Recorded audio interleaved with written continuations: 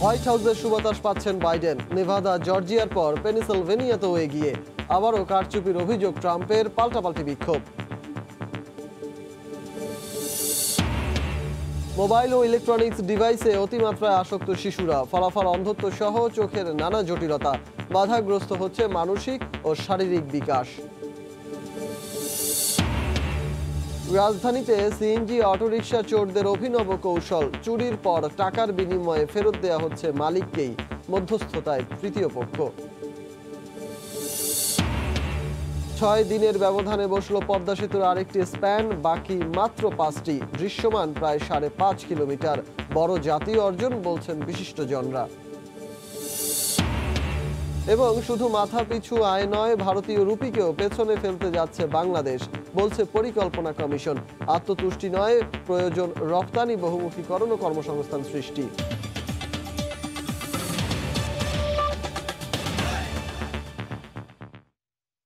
ভোরের সময় সঙ্গে আছি আমি সজল মিত্র রিচার্ড।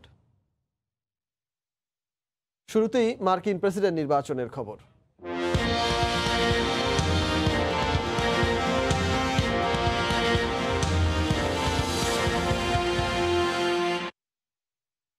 হোয়াইট হাউসের সুবাতাস পাচ্ছেন জো বাইডেন। নেভাদা জর্জিয়ার পর পেনিসিলভেনিয়াতেও এগিয়ে গেলেন তিনি।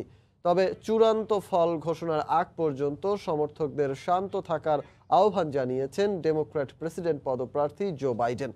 এদিকে ভোট গ্রহণের পর প্রথমবারের মতো সংবাদ সম্মেলনে এসে ট্রাম্প বলেন, বৈধ ভোট গণনা করা হলে তিনি নির্বাচিত হতেন।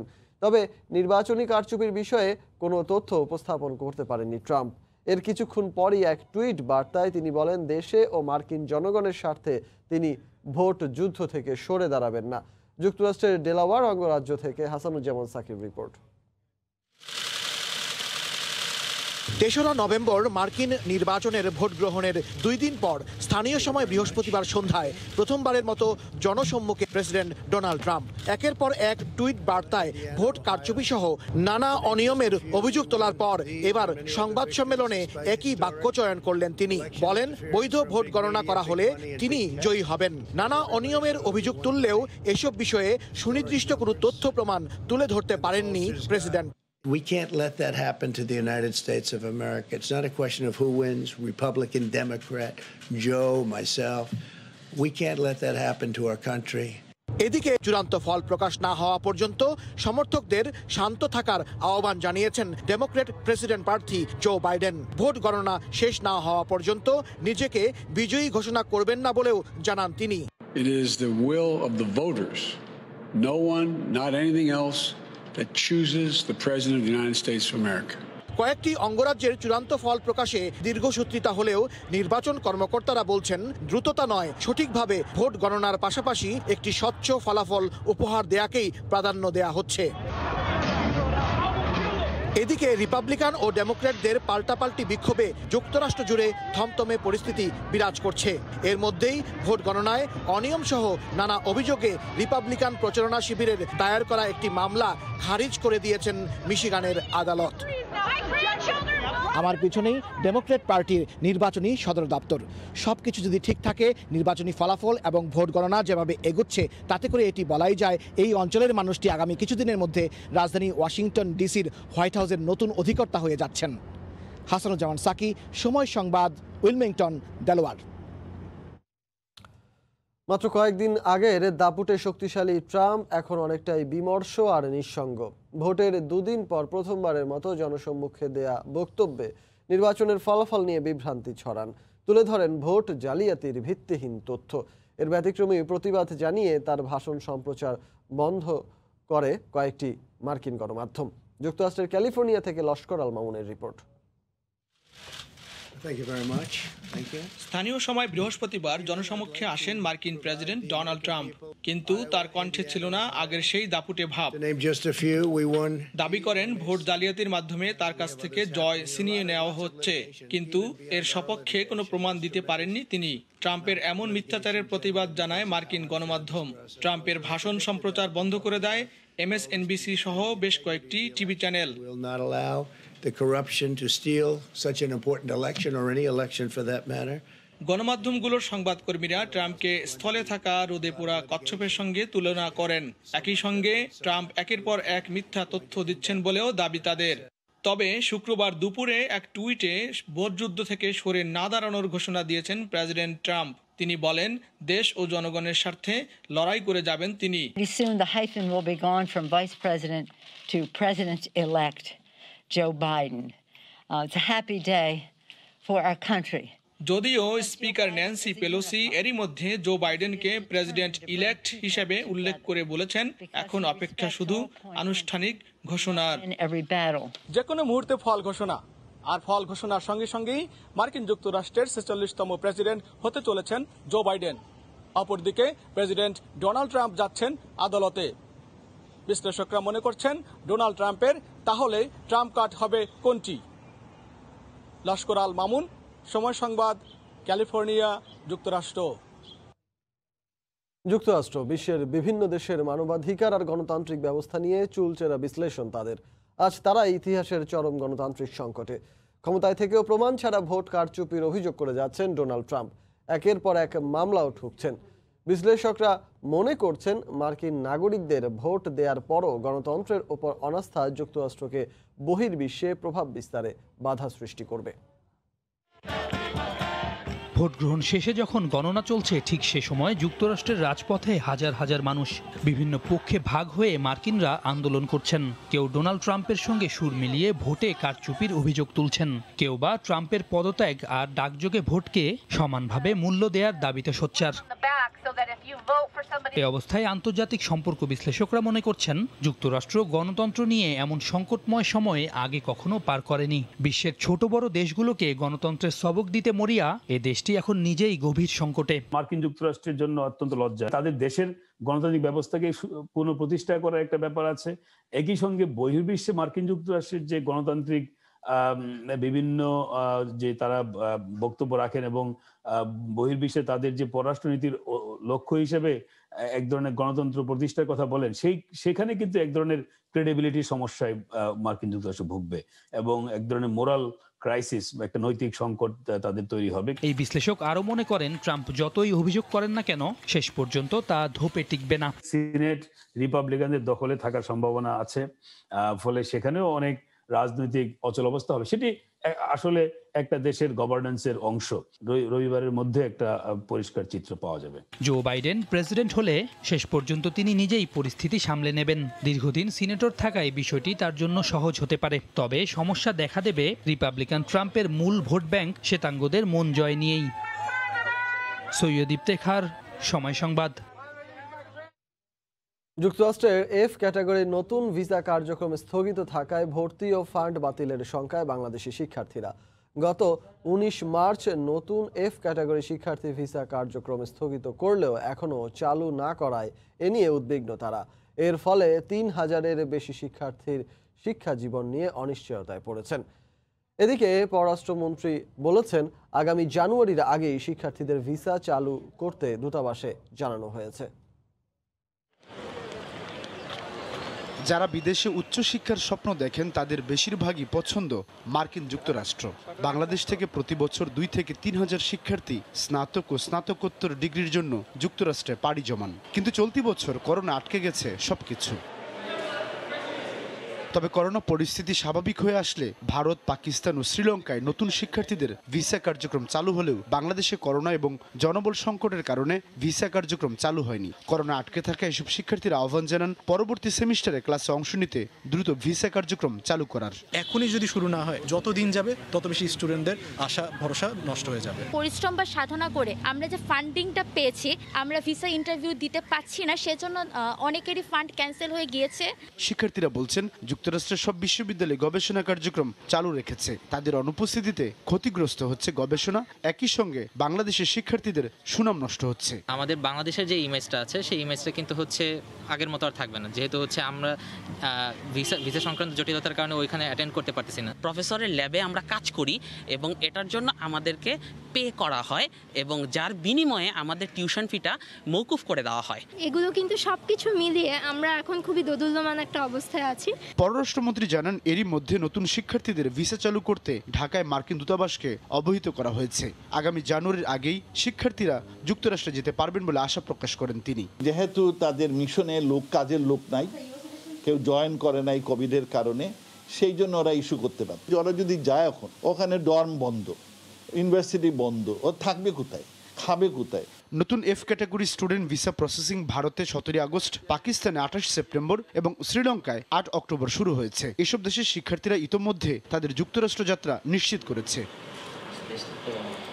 সাদাত রহমতুল্লাহ, সময় সংবাদ, ঢাকা। শুধু মাথা পিছু আয় নয়, সামনে কোনো দুর্যোগ না হলে ভারতীয় রুপিকেও পেছনে ফেলবে বাংলাদেশ। এরই মধ্যে সামাজিক অনেক সূচকে ভারতের চেয়ে এগিয়েছে বাংলাদেশ। IMF এর বৈশ্বিক প্রতিবেদনে যেমন আত্মতুষ্টি আছে, তেমনি অর্থনীতির ভিত আরও মজবুত করতে সুবিন্যস্ত পরিকল্পনা আছে সরকারের। এমন মন্তব্য করেছেন পরিকল্পনা কমিশনের সচিব ডক্টর শামসুল আলম। আর করোনার ঘোর কাটিয়ে টেকসই প্রবৃদ্ধি অর্জনে সামনের দিনগুলোতে ক্ষুদ্র মাঝারি শিল্পের উন্নয়ন, বৈষম্য কমানোর পাশাপাশি অপচয় রোধ করার পরামর্শ অর্থনীতিবিদদের। সানবীর রূপলের রিপোর্ট। বিশ্বের পঞ্চম বৃহত্তর অর্থনীতির দেশ, প্রায় 130 কোটি মানুষের ভারত আর 16 কোটির বাংলাদেশের অবস্থান 43তম। প্রায় $3 ট্রিলিয়ন বিপরীতে $280 বিলিয়ন বাংলাদেশ। আকারের এমন পরিসংখ্যানে মনে হতে পারে হাতির সঙ্গে কচ্ছপের তুলনা। না, তুলনাটা অর্থনীতির উন্নয়ন আর টেকসই সমৃদ্ধির। করোনার থাবায় যখন গোটা বিশ্ব নাস্তানবুদ, তখন ঝুঁকি নিয়েই মাথা উঁচু করে লড়েছে বাংলাদেশ। ফলাফল IMF এর প্রতিবেদনে উঠে এসেছে, চলতি বছরে মাথাপিছু আয়ে ভারতকে $11 পেছনে ফেলবে বাংলাদেশ। মাত্র 26টি দেশ ধনাত্মক প্রবৃদ্ধি অর্জন করতে পারবে, তার মধ্যে বাংলাদেশ অন্যতম। অবশ্যই তৃপ্ত, বাট তৃপ্ততার সঙ্গে আমরা সতর্ক আছি চ্যালেঞ্জ সম্পর্কে। প্রত্যেকটি ক্ষেত্রে, প্রত্যেকটি খাতে আমাদের সুনির্দিষ্ট পরিকল্পনা আছে, কৌশল আছে। আশা করছি যদি এইভাবে আর কোনো দুর্যোগ না আসে, আমাদের টাকার মান বেড়ে যাবে ভারতের চেয়ে। করোনার মধ্যে ঝুঁকি নিয়ে সরবরাহ ব্যবস্থা ঠিক রাখার পাশাপাশি সঠিক সময়ে বিভিন্ন খাতের জন্য দেয়া হয়েছে প্রণোদনা। তবে ইতিবাচক অর্জনে আত্মতুষ্টিতে না ভুগে রফতানি বহুমুখীকরণের পাশাপাশি কর্মসংস্থান সৃষ্টির দিকে নজর দেওয়ার পরামর্শ অর্থনীতিবিদদের। মানুষের আয় বৃদ্ধি পাচ্ছে, এটা সত্য, কিন্তু সেই হারে কর্মসংস্থান সৃষ্টি করা যাচ্ছে না। অর্থনৈতিক কর্মকাণ্ডে এই বৈষম্যের জায়গাগুলোকেও আগামী দিনে অ্যাড্রেস করা দরকার রয়েছে। একই সাথে দেখা দরকার যে অর্থনৈতিক কর্মকাণ্ডের যে বৈচিত্র্যায়ন, সেই জায়গায় উৎপাদন বৃদ্ধির চেষ্টা করা। মাতৃমৃত্যুর হার, গড় আয়ু, স্যানিটাইজেশন, ক্ষুধা সূচক, নিরাপদ পানির ব্যবহার, নারীদের অংশগ্রহণের মতো বিষয়গুলোতে ভারতের চেয়ে এগিয়ে আছে বাংলাদেশ। সানবীর রূপল, সময় সংবাদ, ঢাকা।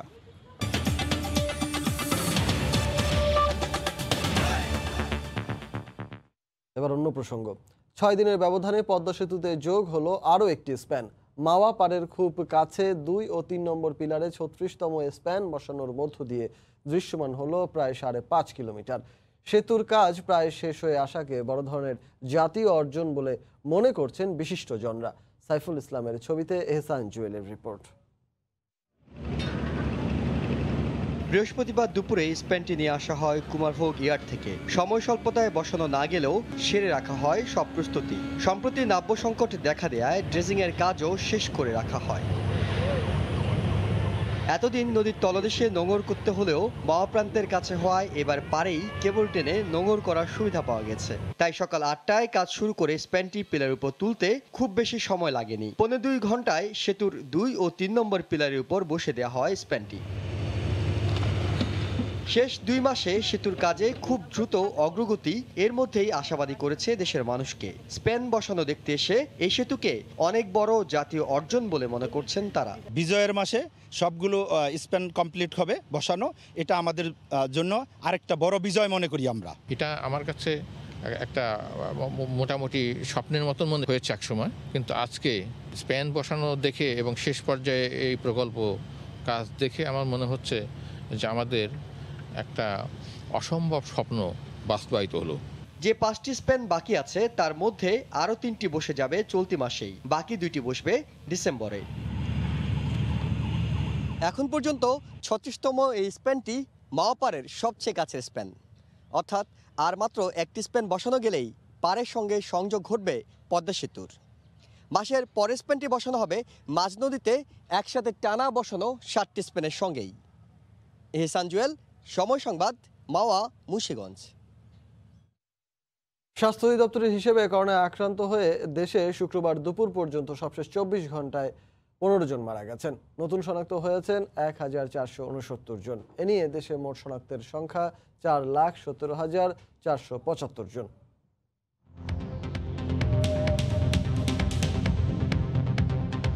দেশে একদিনে নমুনা পরীক্ষা করা হয়েছে 13,747 জনের। এ পর্যন্ত মোট নমুনা পরীক্ষা করা হয়েছে 24,18,423 জনের।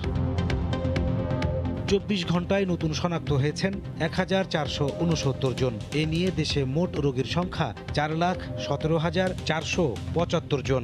24 ঘন্টায় মারা গেছেন 15 জন। এ পর্যন্ত করোনা আক্রান্ত হয়ে মারা গেলেন 6,036 জন। করোনা থেকে 24 ঘন্টায় সুস্থ হয়েছেন 1,439 জন। এ পর্যন্ত মোট সুস্থ হয়েছেন 3,35,027 জন। মোবাইল ও ইলেকট্রনিক্স ডিভাইসে অতিমাত্রায় আসক্ত হয়ে পড়ছে শিশুরা। মোবাইল ফোনের বিকিরণের কারণে অন্ধত্ব সহ চোখে ভয়াবহ সমস্যার সৃষ্টি হচ্ছে শিশুদের। বিশেষজ্ঞরা বলছেন, মাত্রাতিরিক্ত মোবাইল ফোন ব্যবহারে বাধাগ্রস্ত হচ্ছে শিশুদের মানসিক ও শারীরিক বিকাশও। নূর জামাল আতিকের ক্যামেরায় শফিকুল আলমের প্রতিবেদন। তথ্য প্রযুক্তির এই যুগে বাস্তবিক জগতের চেয়ে ভার্চুয়াল জগতের প্রতি আসক্তি বাড়ছে শিশুদের। ঘন্টার পর ঘন্টা এভাবে বুঁদ হয়ে থাকে অ্যান্ড্রয়েড মোবাইল ও ইলেকট্রনিক্স ডিভাইসে। একসময় রূপকথার গল্প শুনিয়ে শিশুদের খাওয়ানো কিংবা ঘুম পাড়ানো হতো, কিন্তু এখন মোবাইলে কার্টুন কিংবা গেমস দেখিয়ে। খাওয়ার সময় দেখি, তারপর ঘুমানোর সময় দেখি, এগুলো আমার খুব ভালো লাগে, এই জন্য আমি মোবাইল দেখি। খাওয়ার সময় মোবাইল দেখতে ভালো লাগে, আমার ঘুমানোর সময় মোবাইল দেখতে ভালো লাগে। সকালটা শুরু হয়ে ওদের মোবাইল দিয়ে আমি কোনোভাবে এটা কন্ট্রোল করতে পারতেছি না। চট্টগ্রাম মেডিকেলে চোখের সমস্যা নিয়ে আসা রোগীদের 30% শিশু। অতিমাত্রায় মোবাইলের প্রতি আসক্তিতে মাথা ব্যথা ও পানি পড়া সহ চোখে দেখা দিচ্ছে নানা উপসর্গ। চোখের পাতা ফেলি, এই চোখের পাতা ফেলার মধ্যেও কিন্তু আমাদের একটা চোখের উপকার হয়, আমাদের চোখটা ভিজে যায়, চোখের উপরি ভাগটা, যাতে চোখটা ড্রাই হয়ে না যায়। অনেকক্ষণ ধরে স্ক্রিনে তাকিয়ে থাকার কারণে যেটা হয় যে আমাদের ব্লিঙ্কিং রেটটা কমে যায়। চক্ষু বিশেষজ্ঞরা বলছেন, মাদকের চেয়ে ক্ষতিকর মোবাইল নির্ভরতার কারণে শিশুরা বিচ্ছিন্ন হয়ে পড়ছে বাস্তবিক জগৎ থেকে।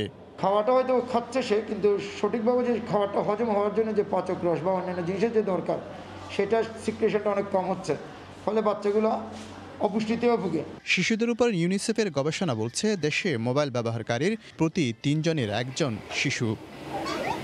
খাওয়ানো কিংবা শান্ত করতে শিশুদের হাতে এভাবে তুলে দেওয়া হচ্ছে অ্যান্ড্রয়েড মোবাইল। এতে করে আসক্তি হয়ে সৃষ্টি হচ্ছে চোখে নানা সমস্যা। এ অবস্থায় বিশেষজ্ঞরা বলছেন, শিশুদের এই ধ্বংসের হাত থেকে রক্ষা করতে হলে প্রথমে আগে সতর্ক হতে হবে অভিভাবকদের। শফিকুল আলম, সময় সংবাদ, চট্টগ্রাম। মার্কিন নির্বাচনের সবশেষ খবর জানাতে এই মুহূর্তে যুক্তরাষ্ট্রের ক্যালিফোর্নিয়ায় আছেন সহকর্মী লস্কর আল মামুন। সরাসরি চলে যাব তার কাছে। মামুন। রিচার্ড, আপনাকে ধন্যবাদ। যুক্তরাষ্ট্রের ক্যালিফোর্নিয়ায় আমি রয়েছে এই মুহূর্তে। ক্যালিফোর্নিয়া, আপনি জানেন, প্রশান্ত মহাসাগরের তীরে সাগরের নীল ঢেউয়ের যেরকম বেড়ে চলেছে, ঠিক তেমনি করে যুক্তরাষ্ট্রের মার্কিন নির্বাচনের নীল ঢেউ, অর্থাৎ নীল দলেও ঢেউ লেগেছে। ঠিক তেমনটি যেমন ভাবে আস্তে আস্তে করে এই ঢেউ ক্রমশ বেড়ে চলেছে, এবং যতই বেড়ে চলেছে ততই জো বাইডেনের জয়ের সম্ভাবনা আরো উজ্জ্বলতর হচ্ছে। তবে প্রশ্ন এখন একটাই, সেটি হচ্ছে ফলাফল নিয়ে যে বিলম্ব, সেই বিলম্ব নিয়ে কিন্তু জনমনে নানান ধরনের প্রশ্ন রয়েছে। তারা নানান ধরনের চিন্তা ভাবনা করছেন, সেটি কিন্তু এখন একটি বড় বিষয়। পাশাপাশি দেশটিতে এই একেবারে সংকটময় একটা মুহূর্ত চলছে এখন। সেই সংকটময় মুহূর্তে দেশটির নিরাপত্তা ব্যবস্থা জোরদার করা হয়েছে, যেমনটি করা হয়েছে জো বাইডেনের ক্ষেত্রে। অর্থাৎ যে প্রেসিডেন্ট হতে যাচ্ছেন জো বাইডেন, তার বাড়ির নিরাপত্তা ব্যবস্থা জোরদার করা হয়েছে। তার বাড়ির উপর থেকে প্লেন চলার নিষেধাজ্ঞা জারি করা হয়েছে। এবং একই সাথে আপনার মাধ্যমে জানিয়ে রাখতে চাই যে কিছু সময় আগে ফিলাডেলফিয়ায় একটি ভোট গণনা সেন্টারের পাশে একটি বোম আতঙ্ক, অর্থাৎ বোম আতঙ্কের একটি ঘটনা ঘটেছে, অর্থাৎ কেউ বোমের থ্রেট করেছে। সেই থ্রেটের কারণে সেখান থেকে কিন্তু ভোট গণনা কর্মীদেরকে সরিয়ে নেওয়া হয়েছে। সেখানকার আইন শৃঙ্খলা বাহিনীরা সরিয়ে নিয়েছেন। আরেকটি যে খবর হচ্ছে, সেটি নেভাদায় যে একটি মামলা ডোনাল্ড ট্রাম্পের প্রচার শিবির থেকে যে মামলাটি করা হয়েছিল, সেই মামলাটির ব্যাপারেও কিন্তু আজকের একটি নিষ্পত্তি জানানোর কথা রয়েছে। অর্থাৎ সেই মামলাটি উচ্চ আদালতে যাবে নাকি ওখানেই নিষ্পত্তি হবে, এরকম একটি বিষয় রয়েছে। আরেকটি বিষয় হচ্ছে যে ফিলাডেলফিয়ার পরে পেনসিলভেনিয়ার ভোটার সম্পর্কে সেখানকার স্থানীয় যে গণমাধ্যম কর্মীদেরকে জানিয়েছেন, যারা নির্বাচন গণনার সাথে জড়িত সংশ্লিষ্ট ব্যক্তিরা জানিয়েছেন যে কিন্তু আরো কিছু সময় লাগবে, কারণ ওভারসিজ অর্থাৎ বিদেশে যে সমস্ত সেনাবাহিনী রয়েছে মার্কিন যুক্তরাষ্ট্রের, তারা যে ভোটগুলো দিয়েছিলেন সেই ভোটগুলো গণনা করতে এখন তাদের সময় আরো কিছু লাগবে। এমনি একটি সার্বিক পরিস্থিতির মধ্যে রয়েছে। এদিকে জ্বরে দ্বার প্রান্তে একেবারে দাঁড়িয়ে রয়েছেন জো বাইডেন, অপরদিকে আদালতে যাচ্ছেন ডোনাল্ড ট্রাম্প। সবকিছু মিলিয়ে যুক্তরাষ্ট্রের এই একেবারে সংকটময় একটি মুহূর্ত পার করছে, অর্থাৎ যুক্তরাষ্ট্র এক কথায় একটি কঠিন সময় পার করছে।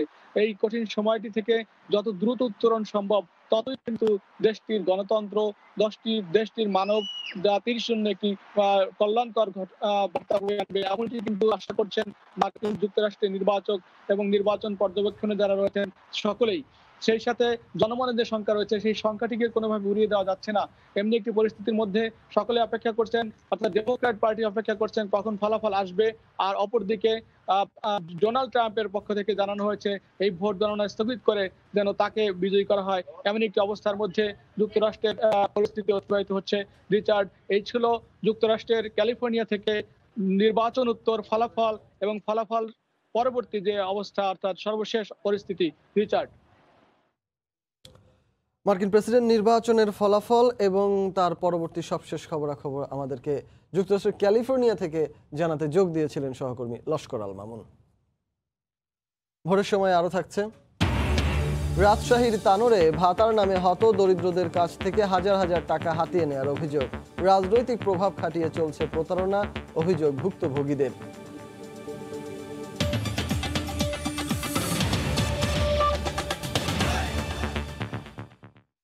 রাজধানী ঢাকায় বেড়েছে সিএনজি অটোরিকশা চোরদের দৌরাত্ম্য। তবে এবার অপরাধীরা বেছে নিয়েছে অভিনব কৌশল। চুরির পর অর্থের বিনিময়ে আবার মালিকের কাছেই হস্তান্তর করা হচ্ছে সিএনজিটি।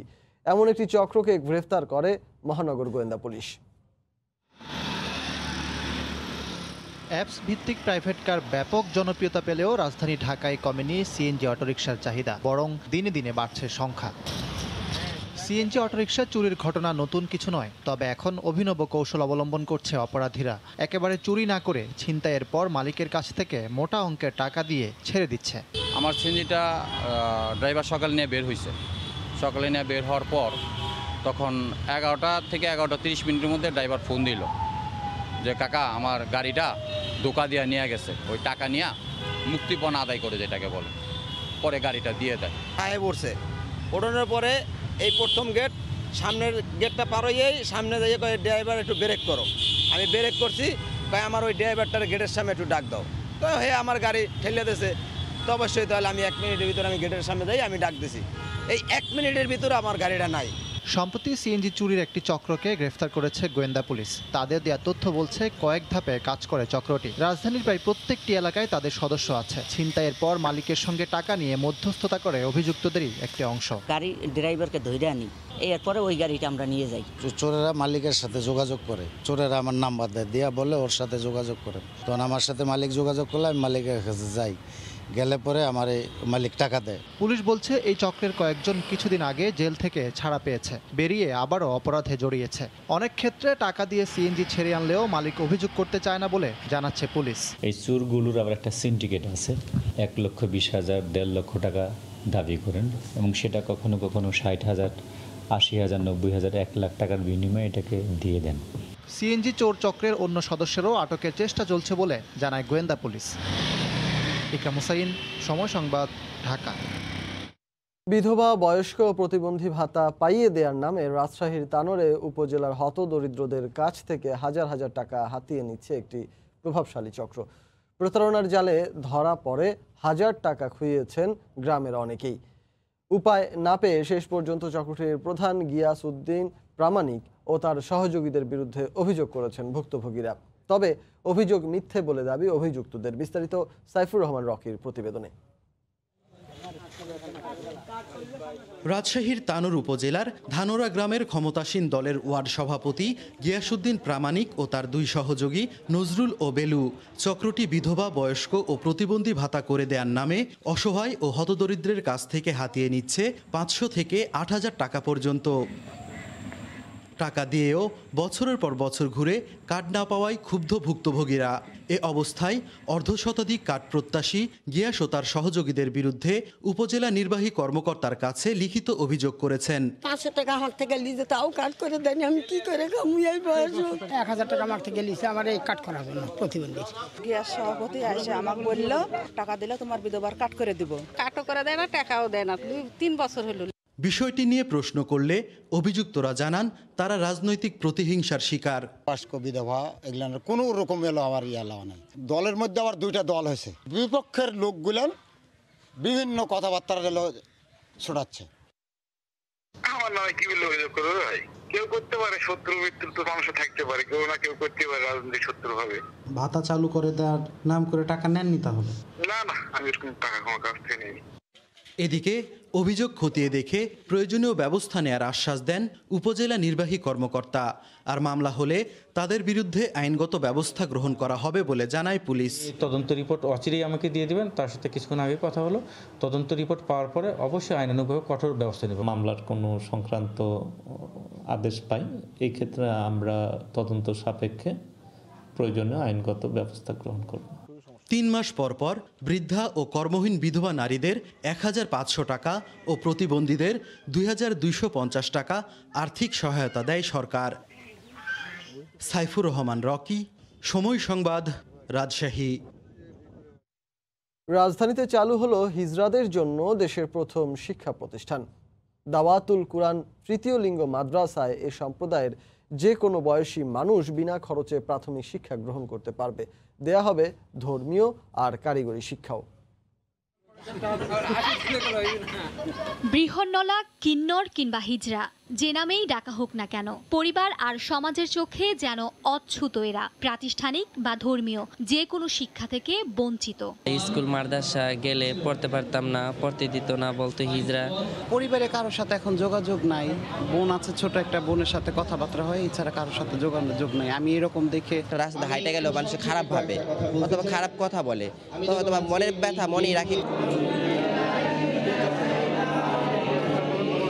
শুক্রবার সে চিত্র পাল্টানোর পথে কিছুটা হলেও হাঁটল দেশ। তৃতীয় লিঙ্গের মানুষের মাঝে শিক্ষার আলো ছড়িয়ে দিতে চালু হলো মাদ্রাসা, যেখানে বিনা খরচে ধর্মীয় শিক্ষার পাশাপাশি কারিগরি শিক্ষায় শিক্ষিত হওয়ার সুযোগ পাবেন তারা। কামরাঙ্গীচরের এই মাদ্রাসায় দেশের বিভিন্ন প্রান্ত থেকে আসা শতাধিক মানুষকে পাঠদান করা হবে বলে জানান আয়োজকরা। স্কুল, কলেজ, ভার্সিটি, মাদ্রাসা কোনো শিক্ষা প্রতিষ্ঠান ওরা স্বতন্ত্রভাবে যেতে পারে না, মসজিদেও যেতে পারে না, সামাজিক কোনো আচার আচরণ অনুষ্ঠানেও ওরা অংশগ্রহণ করতে পারে না।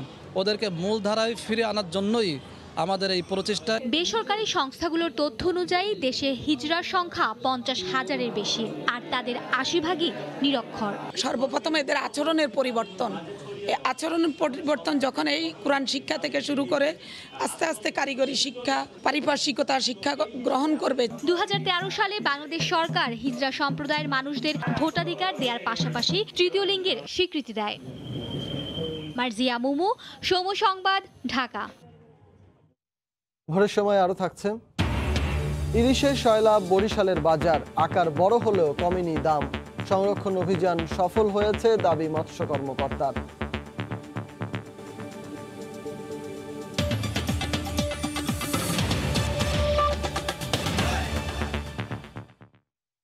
গাজীপুর চৌরাস্তা থেকে টঙ্গী ব্রিজ পর্যন্ত রাস্তার বেহাল দশায় গত 3 বছর ধরে সীমাহীন দুর্ভোগ পোহাচ্ছেন যাতায়াতকারীরা। অবকাঠামো নির্মাণ ও সংস্কার কাজের ধীর গতিতে যান চলাচল প্রায় স্থবির হয়ে পড়েছে। গাজীপুরের মেয়র বলেন, প্রকল্প পরিচালকের উদাসীনতায় দীর্ঘায়িত হচ্ছে দুর্ভোগ। এ নিয়ে ক্যামেরার সামনে মুখ খুলতে নারাজ প্রকল্প পরিচালক। সাইফুল ইসলামের ক্যামেরায় সালাউদ্দিন সুমনের রিপোর্ট। গাজীপুর চৌরাস্তায় রাত দিন এমনই চাপ থাকে যানবাহনে। প্রতিদিন এই চৌরাস্তা থেকে টঙ্গী হয়ে ঢাকায় যাওয়া আসা করেন উত্তরবঙ্গের রাজশাহী ও রংপুর এবং ময়মনসিংহ বিভাগের হাজার হাজার মানুষ। দীর্ঘ পথ পেরিয়ে গন্তব্যস্থল ঢাকা যখন একেবারেই হাতের নাগালে, তখনই যাত্রীদের মুখোমুখি হতে হয় দুর্ভোগের। ময়মনসিংহতে যে সময় আসি গাজীপুর চৌরাস্তা, এর চেয়ে ডাবলের উপরে সময় লাগে আমরা ঢাকা পৌঁছতে। রাস্তা ভাঙা, বড় গাড়ি যাইতে পারে না, ছোট গাড়িও যাইতে পারে না। একই সাথে এই রাস্তায় চলছে সম্প্রসারণ, সংস্কার ও এলিভেটেড এক্সপ্রেসওয়ের অবকাঠামো নির্মাণের কাজ। মাত্র 13 কিলোমিটার পথ পাড়ি দিতে সময় লাগছে 1.5 থেকে 2 ঘন্টা। এই ভাঙ্গা রাস্তার মধ্যে অটো, সিএনজি, লেগুনা এগুলো লেগে আমরা গাড়ি নিয়ে যাইতে পারি না। উত্তরা এয়ারপোর্ট থেকে জয়দেবপুর পর্যন্ত রাস্তার উন্নয়ন কাজ শুরু হয় 2018 সালে। কাজ শুরুর পর এই রাস্তার টঙ্গী ব্রিজ থেকে গাজীপুর চৌরাস্তা পর্যন্ত ক্রমেই ভয়াবহ হয়ে ওঠে। ধুলাবালিতে আশেপাশে যারা বাসা বাড়িতে আছে তারা কিন্তু থাকতে পারতেছে না। প্রজেক্টের যে ডিজাইন করেছে তাদের একটি ভুল আছে এবং যেখানে যে পিডি আছে তারা এই কাজটা সেইভাবে, তারা কন্ট্রাক্টরকে সেইভাবে চাপ দিয়ে কাজটা করায়নি। 3 বছর হয়ে গেছে কিন্তু রাস্তার 1 কিলো পর্যন্ত এখনো তারা সমাপ্তি করেনি। এ বিষয়ে কথা বলার জন্য সংশ্লিষ্ট কাজের প্রকল্প পরিচালকের সঙ্গে যোগাযোগ করা হলে তিনি ক্যামেরার সামনে আসতে রাজি হননি। রাস্তা সম্প্রসারণ, সংস্কার কিংবা অবকাঠামো নির্মাণে রাজপথে কিছুটা দুর্ভোগ হতেই পারে, সেটি মেনেও নেন সাধারণ মানুষ। কিন্তু এসব কাজে যখন অতিমাত্রায় দীর্ঘসূত্রিতা হয়, তখনই বাড়ে দুর্ভোগ, দেখা দেয় নানান প্রশ্ন। গাজীপুর চৌরাস্তা থেকে টঙ্গী পর্যন্ত রাস্তায় যে সীমাহীন দুর্ভোগ, তা লাঘবে অতি দ্রুত কার্যকর ব্যবস্থা নেওয়া হবে, এমনটাই প্রত্যাশা সাধারণ মানুষের। সালাউদ্দিন সুমন, সময় সংবাদ, গাজীপুর। চাঁদপুরের পাইকারি বাজারে চাহিদার চেয়ে সরবরাহ বেড়েছে ইলিশের। এতে দাম এখন নাগালের মধ্যে থাকায় খুশি ক্রেতারা। চাঁদপুরের সবচেয়ে ব্যস্ত পাইকারি ইলিশের বাজার বড় স্টেশন মাছঘাট। শুক্রবার ভোর থেকেই এই বাজারে নানা আকারের ইলিশের সরবরাহ বাড়তে শুরু করেছে। এতে ক্রেতা বিক্রেতার হাক ডাকে বেশ সরগরম হয়ে উঠেছে পাইকারি বাজারটি। এ সময় ক্রেতার দৃষ্টি কাটতে পুরো বাজারটিতে স্তূপ করে ইলিশ সাজাতে ব্যস্ত শ্রমিকরা। বাদ পড়ছেন না বরফ ব্যবসায়ীরাও। শুধু চাঁদপুরের পদ্মা বা মেঘনা নদী থেকেই নয়, আশেপাশের জেলার নদীতে ধরা ইলিশ নিয়ে জেলে এবং ব্যাপারীরা এখানে ছুটে আসেন। এতে সরবরাহ বাড়ায়, ইলিশের দামও ক্রেতার নাগালের মধ্যে চলে এসেছে। ক্রেতা বিক্রেতার হাক ডাকে সরগরম হয়ে উঠেছে মুন্সিগঞ্জের মীর কাদিম মৎস্য আড়ত। এই মুহূর্তে সেখানে আছেন সহকর্মী নাসির উদ্দিন উজ্জ্বল। সরাসরি চলে যাব তার কাছে। উজ্জ্বল, যে ধলেশ্বরীর তীরের এই মীর কাদিম মৎস্য আড়তে কিন্তু এই ভোরের আলো ফোটার আগে থেকেই এমন হাক ডাকে বেচা বিক্রি শুরু হয়েছে। এখানে ফরমালিন মুক্ত তাজা দেশীয় নানা মাছ আসছে, এর মধ্যে কিন্তু ইলিশ অন্যতম। এবং আপনারা দেখছেন যে কিভাবে এখানে বেচা কিনা চলছে, যে শত বছরের প্রাচীন এই মৎস্য আড়তটিতে এই বিভিন্ন অঞ্চল থেকে মাছ আসে এবং সেখানে কিন্তু এই মাছগুলো নিয়ে এই অঞ্চলের যেসব ছোট হাট বাজার আছে সেখান থেকে অনেক ক্রেতা বিক্রেতা যে তাজা মাছ, এর বাইরেও কিন্তু সামুদ্রিক মাছ বিভিন্ন অঞ্চলের মাছ আছে এবং এই বাজারগুলোতে তারা বিক্রি করেন। কিন্তু এইখানকার বৈচিত্র্যতা হচ্ছে যে এই স্থানীয় যে তাজা মাছ, এর বাইরেও কিন্তু সামুদ্রিক মাছ এবং বিভিন্ন অঞ্চলের মাছ আছে। এবং এই 22 দিন বন্ধ থাকবার পরে যে এই পদ্মা মেঘনায় প্রচুর ইলিশ ধরা পড়ছে, সেই ইলিশ নিয়ে কিন্তু একরকম উৎসব চলছে এখানে। এবং এই ইলিশের ছড়াছড়ি, এই ইলিশগুলোর প্রচুর ধরা পড়লেও এখানে কিন্তু দাম এখন এই ছোট আকারে ইলিশ 500 থেকে 600 টাকা কেজি দরে, এবং বড় আকারের যে ইলিশগুলো আছে সেগুলো কিন্তু 850 থেকে 1000 টাকা কেজি দরে বিক্রি হচ্ছে। এবং নানা ধরনের মাছ, আমরা যেই ইলিশ উৎসবে যারা আছেন, আমি এরকম একজনের সঙ্গে এখন কথা বলবো। তো আপনি একটু বলুন যে ইলিশের আমদানি কেমন? ইলিশের আমদানি কেমন? মোটামুটি আছে স্যার, মোটামুটি আছে, আমদানি একটু ভালো আছে, এখন আগের দিকে ভালো আছে। সবচেয়ে বড় ইলিশ কেমন যাচ্ছে? 900, 950, 1000 এভাবে যাচ্ছে এখন। এই ইলিশগুলো কোথেকে আসতেছে? এগুলো চাঁদপুর থেকে আসতেছে, রাঙ্গাবালি থেকে আসতেছে, হাতিয়া থেকে আসতেছে, দৌলতখার থেকে আসতেছে, সন্দীপ থেকে আসতেছে, নানান জায়গার থেকে আসতেছে স্যার। তো উনি যেটা বলছিলেন যে এই মুন্সিগঞ্জের পদ্মা মেঘনার বাইরেও কিন্তু এই চাঁদপুর সহ বিভিন্ন এলাকা থেকেও এই আড়তে প্রচুর ইলিশ আসছে এবং এই ইলিশের প্রচুর আমদানি সত্ত্বেও কিন্তু দাম তেমন একটা এখনো কমে আসেনি। তো এরপরও কিন্তু প্রচুর বেচা বিক্রি হচ্ছে, কারণ অনেকদিন ধরে ইলিশ বাজারে না থাকবার কারণে কিন্তু কিন্তু মানুষের ইলিশের প্রতি আগ্রহ আছে। এবং আমরা এই বাজারে যেটি দেখছি যে স্থানীয় বিভিন্ন পুকুরে, খাল বিলে নানা রকম দেশীয় মাছ এখানে কিন্তু এসছে। এবং যেটি বলছিলাম যে সাগরের মাছও কিন্তু এখানে পাওয়া যাচ্ছে, যেগুলো এই ধলেশ্বরী নদী থেকে আমরা দেখেছি কিছুক্ষণ আগেই বিভিন্ন নৌযানে এগুলো নেমে আসছিল। এবং এখানে যেই মাছগুলো আছে এই মাছগুলোর মধ্যে কিন্তু আমরা দেখছি নড়াচড়া করছে একদম তাজা মাছ।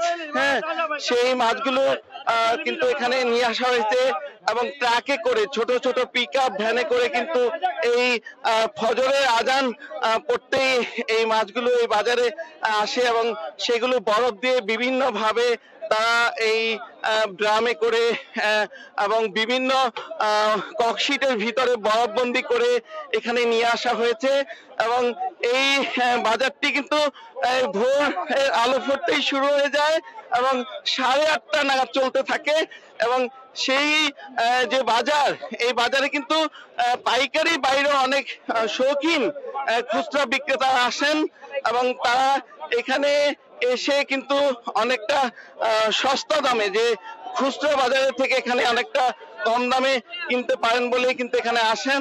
এবং এরকম ফরমালিন মুক্ত তাজা এই নড়াচড়া করা মাছ, এই মাছগুলো কিন্তু এখান থেকে নিতে আসেন। এবং যেটি মুন্সিগঞ্জের বাইরে থেকেও, এই যে এই অঞ্চলের সবচেয়ে বিখ্যাত এই মাছের আড়ত, সেখানে কিন্তু মুন্সিগঞ্জের বাইরে থেকেও নারায়ণগঞ্জ, রাজধানী ঢাকা বিভিন্ন অঞ্চল থেকে ক্রেতারা এখানে আসছেন এবং এই বাজারের যে সুস্বাদু মাছ, এই মাছের স্বাদ নেওয়ার চেষ্টা করেন।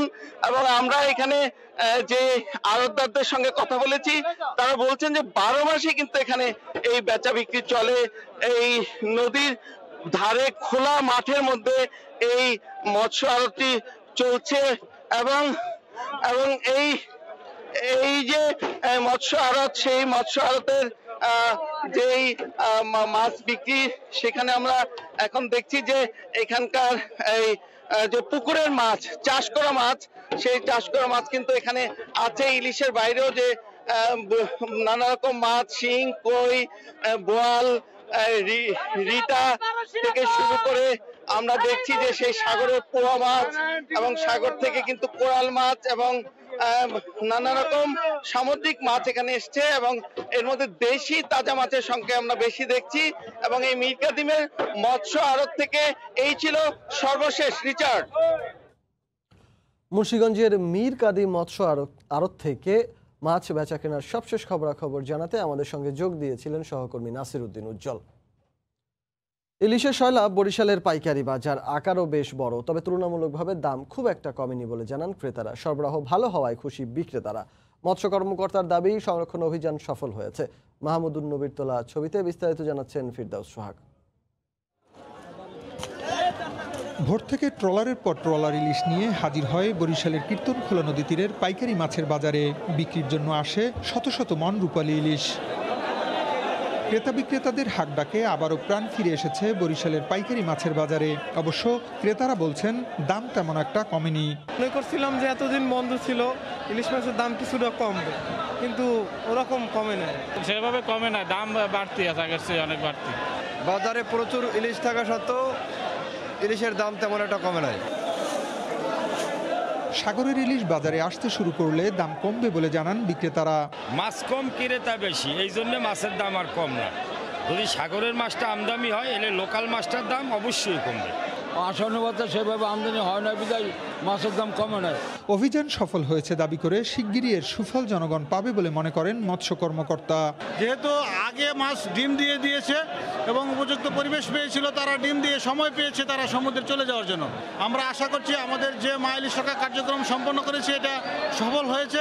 বাজারে 600 থেকে 900 গ্রামের প্রতি কেজি ইলিশের পাইকারি দাম 675 টাকা, 1 কেজির ইলিশ 725 টাকা, আর 1 কেজির উপর ইলিশের দাম 800 টাকা এবং 1.5 কেজি ওজনের ইলিশ 900 টাকা দরে বেচা কেনা হয়। বাজারে প্রতিদিন গড়ে 1000 মণ ইলিশ কেনা বেচা হচ্ছে। ফিরদাউস সোহাগ, সময় সংবাদ, বরিশাল। রসুন রোপণের সময় শুরু হওয়ায় নাটোর সদর উপজেলার তেবাড়িয়া হাটে রসুনের সরবরাহ বেড়েছে। অতিরিক্ত যোগানে সব ধরনের রসুনের দাম প্রতি মণে কমেছে 5 থেকে 700 টাকা। তাই কাঙ্ক্ষিত দাম না পেয়ে হাট থেকে অনেক কৃষক রসুন নিয়ে ফিরে যান। বিস্তারিত নাটোর প্রতিনিধি আল মামুনের পাঠানো তথ্য ও ছবিতে রিপোর্টে। নভেম্বরের প্রথম সপ্তাহ থেকে রূপা আমন ধান কাটার পর ওই জমিতেই চাষ না দিয়ে রোপণ করা হয় রসুনের বীজ। বিনা হালে রসুন রোপণ সময় শুরু হওয়ায় নাটোর সদর উপজেলার তেবাড়িয়া হাটে বেড়েছে বীজ সহ খাবার রসুন সরবরাহ। ফলে প্রতিমন রসুনে দাম কমে যায় 5 থেকে 700 টাকা পর্যন্ত। কম দামের কারণে অনেক কৃষক ফিরিয়ে নিয়ে যান রসুন। 5 মণ রসুন নিয়ে আসুন, বিক্রি হয়নি, ঘুরে নিয়ে যাচ্ছে, দাম করছে না। 100 টাকা কেজি, সেই রসুন এখন 60 টাকা 70 টাকা কেজি। তবে বীজ রসুন ক্রেতা কৃষকেরা কম দামে পেয়ে খুশি। আজকে বাজার মনে 600 টাকা কম, আজকে বিছন কিনলাম। জমি তৈরি করা হয়েছে, এখন রসুন হাটে কিনতে কি রসুন 35 টাকা মূল কিনা হলো। এখন আমরা যাই বাড়িতে যে ভাঙার পরে লাগানো। পাইকার ক্রেতাদের দাবি, তেবাড়িয়া হাটে 4 থেকে 500 মণ রসুন সরবরাহ হলেও রোববারের হাটে ওঠে 2000 মণ। গত সপ্তাহে 3000 থেকে 4500 টাকা মণ রসুন বিক্রি হলেও বাড়তি সরবরাহের কারণে এ সপ্তাহে বিক্রি হয় 2 থেকে 4000 টাকায়। মাল কিনিচ্ছি মোটামুটি, আরো ব্যবহারে কেনার চিন্তা ধারা করেছি। বাজার মেলা কম পাইছে আজকে। জেলায় গত বছর 2,21,000 হেক্টর জমিতে 1,78,000 মেট্রিক টন রসুন উৎপাদন হয়। সময় সংবাদ, নাটোর। নাটোরে সব ধরনের সবজির দাম কেজি প্রতি বেড়েছে 5 থেকে 10 টাকা পর্যন্ত। সে খবর জানাতে এই মুহূর্তে শহরের স্টেশন বাজারে আছেন সহকর্মী আব্দুল্লাহ আল মামুন। সরাসরি চলে যাচ্ছি তার কাছে। মামুন, শহরের সবচেয়ে বড় পাইকারি সবজির বাজার, এই সবজির বাজারে গত 2-3 দিন হলো প্রতিটি সবজিতে 5 থেকে 60 টাকা কেজিতে বেড়েছে। আমদানি প্রচুর থাকলেও হঠাৎ করে এই দাম বৃদ্ধিতে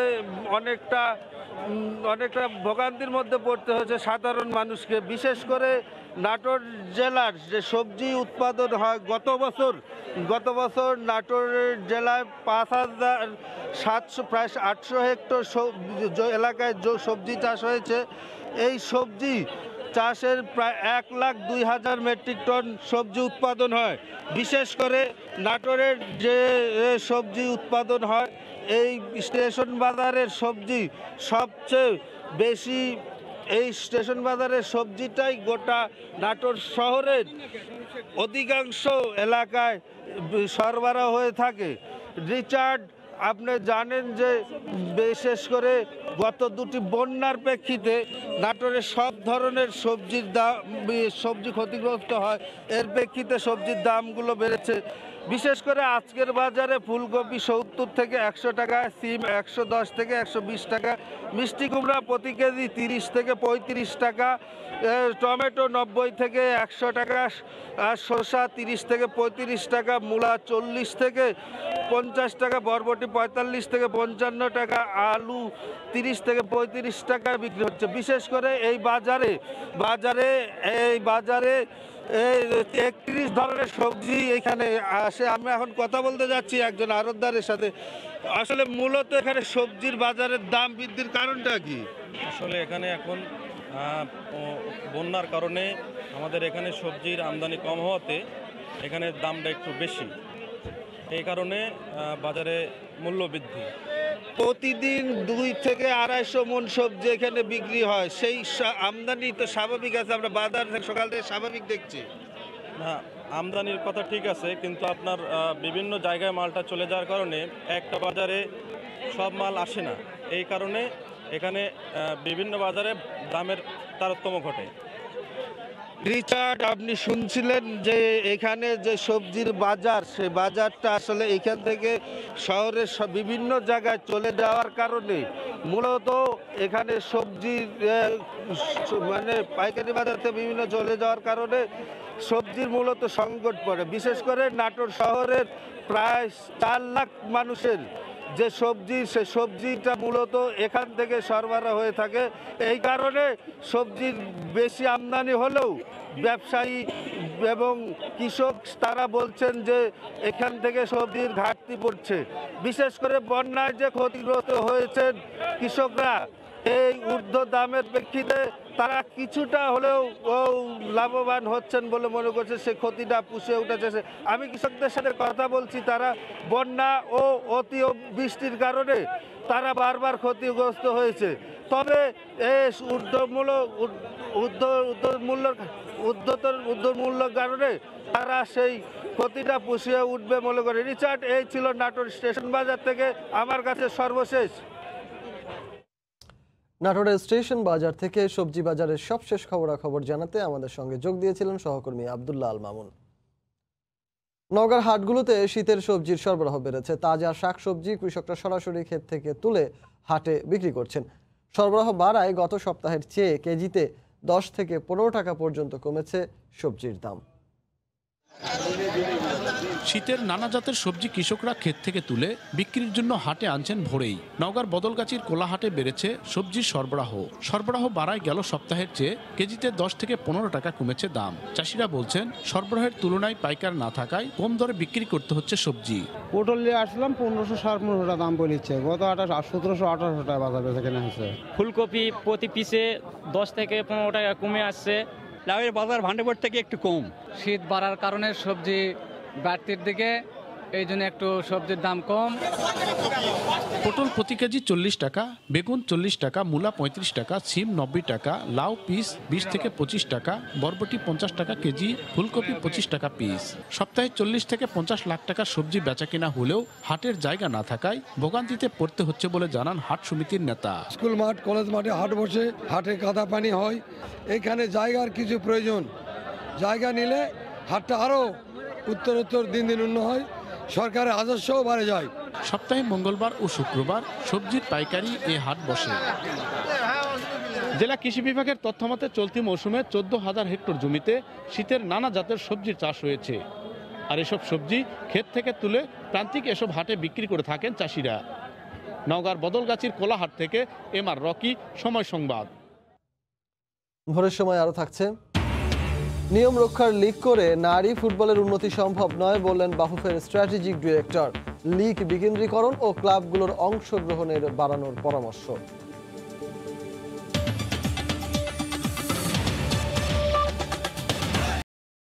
লকডাউন না করে কোভিড-19 শুরু থেকেই ভিন্ন পথে হাঁটা সুইডেনে করোনা পরিস্থিতির দিন দিন অবনতি হচ্ছে।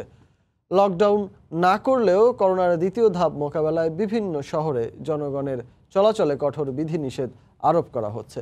সুইডেন থেকে বিস্তারিত জানাচ্ছেন শফিউল আলম। করোনার দ্বিতীয় ধাপ মোকাবেলায় ইউরোপের বিভিন্ন দেশ যেখানে লকডাউন যেতে শুরু করছে, সুইডেন সেখানে বিধিনিষেধ আরোপ করেই পরিস্থিতি নিয়ন্ত্রণের চেষ্টা করছে। সম্প্রতি করোনার সংখ্যা বাড়তে থাকায় দেশটির 21টি অঞ্চলে 8টিতেই কঠোর বিধিনিষেধ আরোপ করা হয়। বিধিনিষেধ অঞ্চলভেদে রয়েছে ভিন্নতা। দেশটির রাজধানী স্টকহোমও করোনার সংক্রমণ বাড়তে থাকায় বিধিনিষেধ আরোপ করা হয়। অপ্রয়োজনীয় ভ্রমণ থেকে বিরত থাকা সহ 2005 সালের আগে জন্ম নেওয়া যে কাউকে খেলাধুলার মতো ট্রেনিংয়ে অংশ না নিতে বলা হয়। গত 2-3 সপ্তাহ ধরে রোগীর পরিমাণ বাড়লেও এই প্রসারটা বেশিরভাগই ইয়াংদের মধ্যে, এখনো বয়স্কদের মধ্যে বা ওল্ড কেয়ার হোমগুলিতে কিন্তু এভাবে ইনফেকশনটা ছড়ায়নি। এদিকে দেশটির প্রধানমন্ত্রী স্টিফেন লফভেন এক করোনা রোগীর সংস্পর্শে আসায় সেলফ আইসোলেশনে রয়েছেন। তিনি এক ফেসবুক বার্তায় বলেন, আমরা সুস্থ রয়েছি, যত দ্রুত সম্ভব আমরা করোনা পরীক্ষা করাবো। তিনি জনগণকে করোনা পরিস্থিতি নিয়ন্ত্রণে সরকারের দেওয়া বিধিনিষেধগুলো মেনে চলার আহ্বান জানান। শফিউল আলম, সময় সংবাদ, সুইডেন। ভোর থেকেই রাজধানীর রমনা পার্কে প্রকৃতির নির্মল বায়ু সেবন ও শরীর চর্চা করতে আসেন শত শত মানুষ। এই মুহূর্তে সেখানে আছেন আমাদের সহকর্মী ফারুক ভাইয়া রবিন। আমরা সরাসরি যোগ দেব তার সঙ্গে।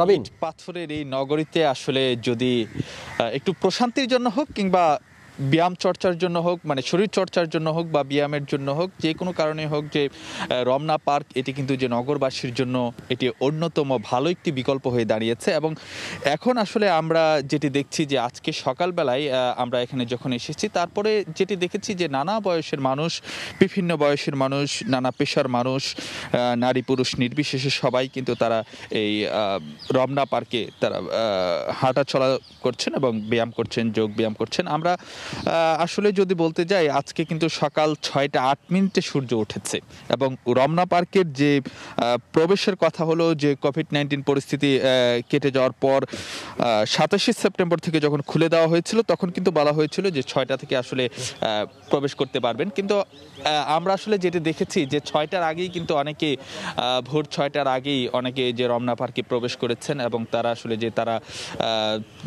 কেউ দেখা যাচ্ছে যে নিজস্ব ব্যক্তিগতভাবে তারা হাঁটা চলাচল করছেন, ব্যায়াম করছেন, আবার অনেকে কিন্তু আমরা যেটি দেখছি যে দলগতভাবে তারা নানানভাবে তারা ব্যায়াম করছেন, যোগ ব্যায়াম করছেন। তো আমরা নানান জনের সঙ্গে আমরা এখানে কথাও বলেছি। একটি বিষয় যদি আপনাকে উল্লেখ করতে চাই যে ব্যায়াম আসলে নানান কারণেই আমাদের জন্য গুরুত্বপূর্ণ, মানসিক এবং শারীরিক দুটোর জন্যই আর কি, দুটোর বিকাশের ক্ষেত্রে কিন্তু এই যে ব্যায়াম সেটা কিন্তু গুরুত্বপূর্ণ, বিশেষ করে স্ট্রোক, রক্ত চলাচল, স্ট্রোক প্রতিরোধ, রক্ত চলাচল স্বাভাবিক রাখা কিংবা শরীর মন সেই দুটোকে আসলে যে উজ্জীবিত করে রাখা, সে সব কিছুর কারণে কিন্তু যে ব্যায়াম খুবই গুরুত্বপূর্ণ। আমরা আসলে যে আলফা যোগা সোসাইটি নামের একটি সংগঠন, আমরা একটু আগে যেটি বলছিলাম যে অনেকে যেমন ব্যক্তিগতভাবে এখানে এসেছেন, আবার অনেকে দলগতভাবে তারা যে ব্যায়াম করছেন।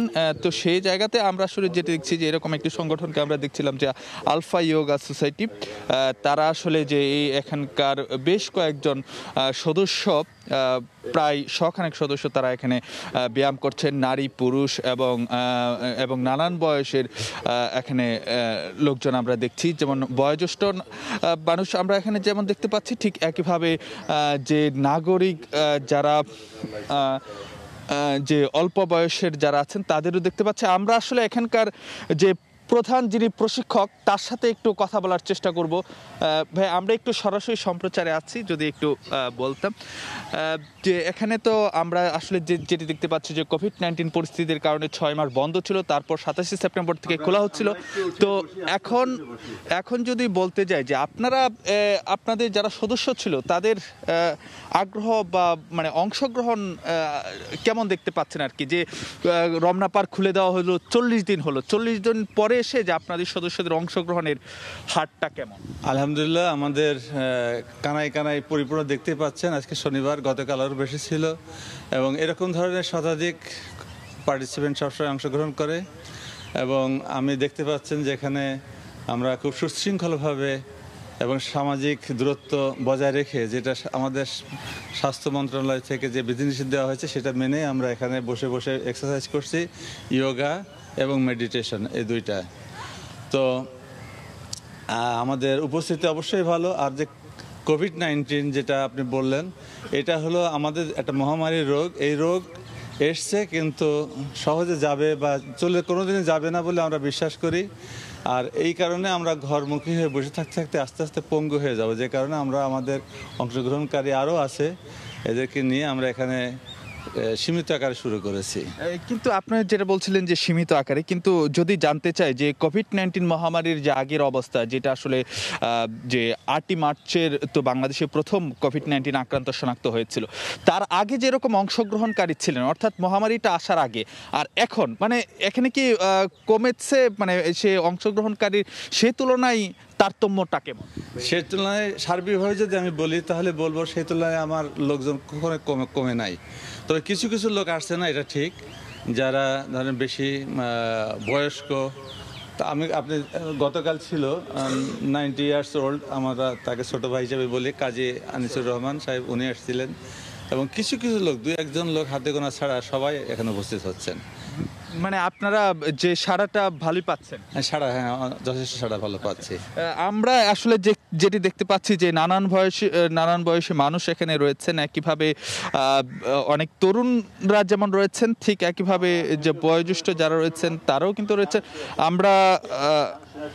তাহলে আমরা আসলে যদি বলতে চাই আমরা কিছুক্ষণ আগে যে এই যে সোসাইটিটি রয়েছে যারা আসলে যে যোগব্যায়াম পরিচালনা করছেন তার প্রধান প্রশিক্ষকের সঙ্গে আসলে যখন কথা বলছিলাম তিনি আসলে যেমনটি বলেছিলেন যেটি যে কোভিড-19 মহামারীর যখন ধরা পড়েছিল যে 8 মার্চের আগে যেরকম অংশগ্রহণকারী ছিল সেই তুলনায় হয়তো বা কিছু কিছু কম রয়েছে, কিন্তু 40 দিন আগে যখন রমনা পার্ক খুলে দেওয়া হয়েছিল এবং বর্তমান যে তারতম্য তার তুলনায় কিছুটা সদস্য বেড়েছে এবং অনেকটাই বলে সন্তোষজনক বলে মনে করা হচ্ছে। তো এই ছিল আমার কাছে সবশেষ খবরাখবর। রিচার্ড। রাজধানীর রমনা পার্ক থেকে জনসাধারণের প্রাতঃভ্রমণের সবশেষ খবরাখবর জানাচ্ছিলেন আমাদের সহকর্মী ফারুক ভাইয়া রবিন। এবার খেলার খবর। জাতীয় দলে খেলার স্বপ্ন আরও দীর্ঘায়িত হলো ফিনল্যান্ড প্রবাসী তারিক কাজীর। কুচকির ইনজুরি তাকে ছিটকে দিয়েছে জাতীয় দলের ক্যাম্প থেকে। চিকিৎসার জন্য চলে গেছেন নিজ ক্লাব বসুন্ধরা কিংসে। তবে শীঘ্রই মাঠে ফেরার আশা প্রবাসী এই ফুটবলারের। তারেক না থাকলেও বাকি দল নিয়ে নিয়মিত অনুশীলন করছেন কোচ জেমি ডে। এদিন নেওয়া হয়েছে ফুটবলারদের বিপ টেস্ট। শুক্রবার সকালে কমলাপুরে অনুশীলনের জন্য সতীর্থরা যখন টিম বাস ধরলেন তখন নিঃসঙ্গ তারেক কাজীর গন্তব্য ক্লাব বসুন্ধরা কিংস। সকালটা যে তার জন্য এসেছে একটা দুঃস্বপ্নের মতো। জাতীয় দলের জার্সি গায়ে জড়াতে দূর ফিনল্যান্ড থেকে এসেছেন বাংলাদেশে, কিন্তু ইনজুরি তাকে ছিটকে দিল প্রাথমিক দল থেকে। একদিন আগে অবশ্য কোচ জেমি ডে ফুটবলারদের ইনজুরি ভাবনাকে উড়িয়ে দিয়েছিলেন। মুখে না বললেও দুশ্চিন্তার একটা ছাপ ইংলিশ গুরুর কপালে, কারণ ইনজুরির এই তালিকায় যে রয়েছে তারেক কাজী ছাড়াও অভিজ্ঞ মামুনুলও। মাঠে নামার আগে লাল সবুজের জার্সিধারীদের বড় প্রতিপক্ষ হয়ে উঠেছে ইনজুরি। বৃহস্পতিবার অনুশীলনের সময় কুচকির ইনজুরিতে পড়েন এই ডিফেন্ডার। চিকিৎসার জন্য ক্যাম্প ছেড়ে ইতিমধ্যেই চলে গেছেন ক্লাব বসুন্ধরা কিংসে। Unfortunately, I have to inform you guys that I'm leaving back to my own club Bosundara Kings because of a groin injury. There's a tear in the groin area, and I would like to thank all the coaches, staff, players here at the national team for making me feel so warm. And I have had a great time with all of them. I have got to know everyone. They're all great people, and everything has worked out brilliantly here at the camp. But now my dreams are postponed, but we will see soon. এদিকে অনুশীলনেও head coach Jamie day কমিয়ে নিলেন মাঠের দৈর্ঘ্য, যেখানে ফুটবলারদের নেওয়া হলো beep test. ম্যাচের আগে ফিটনেস ঠিক রাখতে ম্যাচ প্র্যাকটিসও নিয়মিত করাচ্ছেন এই ইংলিশ কোচ। তাছাড়া আরও একটা ভাবনার কারণ স্কোরিং ব্যর্থতা। অনুশীলনে আলাদাভাবে ফরওয়ার্ডদের নিয়ে কাজ করেছেন জেমি। নতুন কোচ লেস ক্লেভলি কাজ করলেন গোলরক্ষকদের নিয়ে। প্রীতি ম্যাচের প্রতিপক্ষ নেপাল ঢাকায় এসেছে বৃহস্পতিবার। 3 দিনের কোয়ারেন্টিনে হোটেল বন্দী তারা। করোনা আক্রান্ত ফুটবলারদের দেশে রেখে আসায় শক্তি কমেছে। কোয়ারেন্টিন শেষে মাঠে ফিরতে মুখিয়ে অতিথি দলও। তারিক হাসান শিমুল, সময় সংবাদ, ঢাকা। কেবলমাত্র ফরমায়েশি লিগ করেই নারী ফুটবলের উন্নতি সম্ভব নয়, এর জন্য প্রয়োজন বিকেন্দ্রীকরণ। রাজধানী থেকে লিগ সরিয়ে জেলায় জেলায় ছড়িয়ে দিতে পারলেই এর প্রসার বাড়বে বলে মনে করেন বাফুফের টেকনিক্যাল অ্যান্ড স্ট্র্যাটেজিক ডিরেক্টর পল স্মলি। পাশাপাশি বড় ক্লাবগুলোর অংশগ্রহণেরও কোনো বিকল্প নেই বলে মত তার। নারী ফুটবল উন্নয়ন এই মুহূর্তে ফুটবলের নিয়ন্ত্রক সংস্থার প্রায়োরিটি লিস্টের সবচেয়ে উপরের দিকের কর্মসূচি। বছর বছর নানা আয়োজনের পাশাপাশি এ খাতে আর্থিক প্রণোদনাও বাড়িয়েছে ফিফা। বেশ কবছর ধরে বাংলাদেশের ফুটবলেও ছড়ি ঘোরাচ্ছে নারীরাই। আরও সোজা করে বললে বয়সভিত্তিক নারীরা। তাদের কল্যাণে বেশ কয়েকটি আন্তর্জাতিক শিরোপাও এখন লাল সবুজের দখলে। পুরুষদের ছাপিয়ে ফুটবলের বড় বিজ্ঞাপন এখন মারিয়া তহুরারা। তবে ঘরোয়া ক্যাম্প ছাড়া দীর্ঘদিন যাবত এই নারীদের নিয়ে কোনো কার্যক্রম ছিল না বাংলাদেশ ফুটবল ফেডারেশনের। পরে করোনার ঠিক আগ দিয়ে 6 বছর পর মাঠে গড়ায় নারী লীগ, কিন্তু কয়েক রাউন্ড হতেই আবারও পরিস্থিতির কারণে থেমে যায় সেটা। সুখবর হচ্ছে শুরু হচ্ছে বন্ধ হয়ে যাওয়া নারী লীগ। তবে স্মলির মতে শুধু আনুষ্ঠানিকতা রক্ষার এই আয়োজন থেকে সার্বিক উন্নয়ন সম্ভব নয়। Female competition shouldn't sit over here. It should part of the overall plan. নারী ফুটবলের জন্য প্রচার এবং অর্থ প্রয়োজন। ফিফা এখন আর্থিক দিকটার সমাধান করে দিয়েছে, তারা বরাদ্দ বাড়িয়েছে, কিন্তু আমরা এখনো প্রচারের দিকে অনেকটাই পিছিয়ে আছি। এটা বাড়াতে হবে। আর এর জন্য এভাবে ঢাকার মাঠে লীগ আয়োজন করে কোনো লাভ হবে না। বিভিন্ন জেলা শহরে খেলা নিয়ে যেতে হবে, মানুষের সম্পৃক্ততা বাড়াতে হবে। Is it right at the moment. এত বছর বন্ধ থাকার পর যখন নারী লীগ আয়োজনের কথা উঠেছিল তখন ভেটো দিয়েছিল বড় অনেকগুলো ক্লাব। পরে নানা বাধা উপেক্ষা করে আয়োজিত হলেও তাতে অংশ নেয়নি এক বসুন্ধরা কিংস ছাড়া কেউই, যেটা ফুটবল উন্নয়নের বড় প্রতিবন্ধকতা বলে মনে করেন technical director. We plan very carefully B league professional লিগে অনেক ক্লাব খেলে, তারা নিয়মিত বিভিন্ন টুর্নামেন্টে অংশ নেয়, অথচ নারী লীগের সময় আসলেই সবাই চুপ, অর্থের দোহাই দিয়ে তারা দল বানায় না। এভাবে নারী ফুটবলের উন্নয়ন কখনোই সম্ভব নয়। ক্লাবগুলোই বড় স্টক হোল্ডার, তাদেরকে আরো দায়িত্বশীল হতে হবে, নারী ফুটবল নিয়ে ভাবতে হবে। পুনরায় শুরু হওয়া লিগের প্রথম ম্যাচে টেবিল টপার বসুন্ধরা কিংসের বিপক্ষে মাঠে নামবে উত্তরবঙ্গ এফসি। নিয়ন মোহাইমিন, সময় সংবাদ, ঢাকা। দিনাজপুরে জেএফএ অনূর্ধ্ব 14 জাতীয় মহিলা ফুটবল চ্যাম্পিয়নশিপ ট্রফি রংপুর জেলা দলের দখলে। চূড়ান্ত খেলায় রংপুর 3-0 গোলে পঞ্চগড়কে হারিয়ে জোন চ্যাম্পিয়ন হয়। রংপুরের রীতা আক্তার 2টি এবং শারমিন 1টি গোল করেন। খেলা শেষে চ্যাম্পিয়ন ট্রফি বিজয়ী দলের হাতে তুলে দেওয়া হয়। গোলাম নবী দুলালের তথ্য, মঞ্জিদ আলম শিমুলের ছবি নিয়ে রিপোর্ট। বাংলাদেশ ফুটবল ফেডারেশনের উদ্যোগে দিনাজপুর স্টেডিয়ামে বিকেল 3টায় শুরু হয় খেলা। প্রথমার্ধ থেকেই রংপুর আক্রমণাত্মক খেলা খেলতে থাকে। 17 মিনিটে রীতা প্রথম গোল করে দলকে এগিয়ে নেন। দ্বিতীয়ার্ধে আবারও আক্রমণ চালিয়ে রংপুরের নারী ফুটবলার রীতা ও শারমিন 1টি গোলে গোল করে। শেষ মুহূর্ত পর্যন্ত পঞ্চগড় কোনো গোল করতে ব্যর্থ হয়। 3-0 গোলে রংপুর জয়লাভ করে। বেশি করে ফুটবল টুর্নামেন্ট আয়োজনের দাবি জানিয়েছে নারী ফুটবলাররা। আমরা পঞ্চগড়ের জেলা থেকে খেলতে আসছি, 2 টিমের সাথে খেলে জিতে আজ ফাইনালে আমরা খেলতেছি। বুট হুস আমাদের যদি সহযোগিতা করা হয় তো আমরা আরো বেশি ভালো করে খেলতে পারবো, আমাদের মেয়েদের আগ্রহটাও বেশি বাড়বে, তো আমাদেরকে দেখে আরো 10-5টা মেয়ে খেলতে নামবে। আমরা জিএফএ কাপ খেলতেছি, আমাদের অনেক ভালো লাগতেছে, আরো যেন বেশি বেশি খেলা হয়। আরো আমরা উপর পর্যায়ে সাহায্য চাইছি, আমরা আমাদের ছোট বোনেরা আরো আসছে যে ওরা সামনে আরো আমাদের মতন করে খেলবে। সহযোগিতার পৃষ্ঠপোষকতা পেলে জেলার নারী ফুটবল অনেক এগিয়ে যাবে বলে মনে করেন দলের ম্যানেজার কোচ। আমি আশা করব বাংলাদেশ ফুটবল ফেডারেশনের কাছে অনূর্ধ্ব 12, অনূর্ধ্ব 17 বেশ বয়সভিত্তিক খেলাগুলো রেগুলার করলে প্লেয়াররা যত খেলা বেশি পাবে, প্লেয়াররা তত বাইর হবে।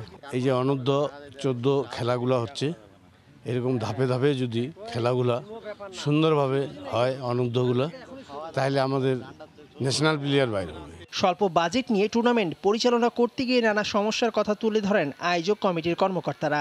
যদি ফেডারেশন আমাদেরকে অর্থের যোগানটা দেয় পর্যাপ্ত, তাহলে আমরা আরও ভালো ভালো করতে পারি এবং মেয়েদেরকে আমরা আরও উন্নত খেলা, উন্নত প্রশিক্ষণ দিয়ে ভালো খেলোয়াড় তৈরি করতে পারবো। সময় সংবাদ, দিনাজপুর। শীতের সকালে দিনাজপুর শহরের বড় মাঠে চলছে বিভিন্ন বয়সী ক্রিকেটারদের প্রশিক্ষণ। এই মুহূর্তে সেখানে আছেন সহকর্মী গোলাম নবী দুলাল। সরাসরি চলে যাব তার কাছে। দুলাল। রিচার্ড, আপনাকে ধন্যবাদ। যে করোনাকালীন ক্রিকেট প্রশিক্ষণ বন্ধ ছিল, দীর্ঘদিন পরে হলেও মাঠে কিন্তু এখন প্রশিক্ষণ চলছে। আপনাকে বলতে পারি যে দিনাজপুরে এখানে বেশ কয়েকটি আপনার ক্রিকেট একাডেমি রয়েছে। যে ক্লিমন ক্রিকেট একাডেমি, ক্লেমন একাডেমির পক্ষ থেকে এখন এখানে কিন্তু আপনার প্রশিক্ষণ চলছে এবং এই প্রশিক্ষণ ক্যাম্পে বা যারা অনুশীলনে আসছেন, এই যে ভোর 6:30 থেকে এরা এই প্রশিক্ষণ শুরু করে এবং 8টা পর্যন্ত এখানে তারা প্রশিক্ষণ নেন। এখানে যারা প্রশিক্ষক হিসাবে রয়েছেন, প্রায় 3 জন প্রশিক্ষক এখানে রয়েছেন। আপনাকে জানিয়ে রাখি যে জেলা পর্যায়ে আপনার বিভিন্ন বয়স ভিত্তিক, যেমন তো আমি আপনাকে জানাতে পারি যে যারা প্রশিক্ষণ দিচ্ছেন সেই প্রশিক্ষকরা এখানে রয়েছেন। তো তাদের কাছ থেকে আমার মনে হয় যে আমরা জানতে চাবো যে যারা কিভাবে তারা প্রশিক্ষণ দিচ্ছেন এবং করোনাকালীন তারা কি অবস্থায় ছিলেন। এখানে জিসান রয়েছেন যে ক্লেমন ক্রিকেট একাডেমির একজন কর্মকর্তা এবং প্রশিক্ষক, তার কাছে জানতে চাবো যে যারা কিভাবে তারা প্রশিক্ষণ দিচ্ছেন এবং করোনাকালীন তারা কি অবস্থায় ছিলেন।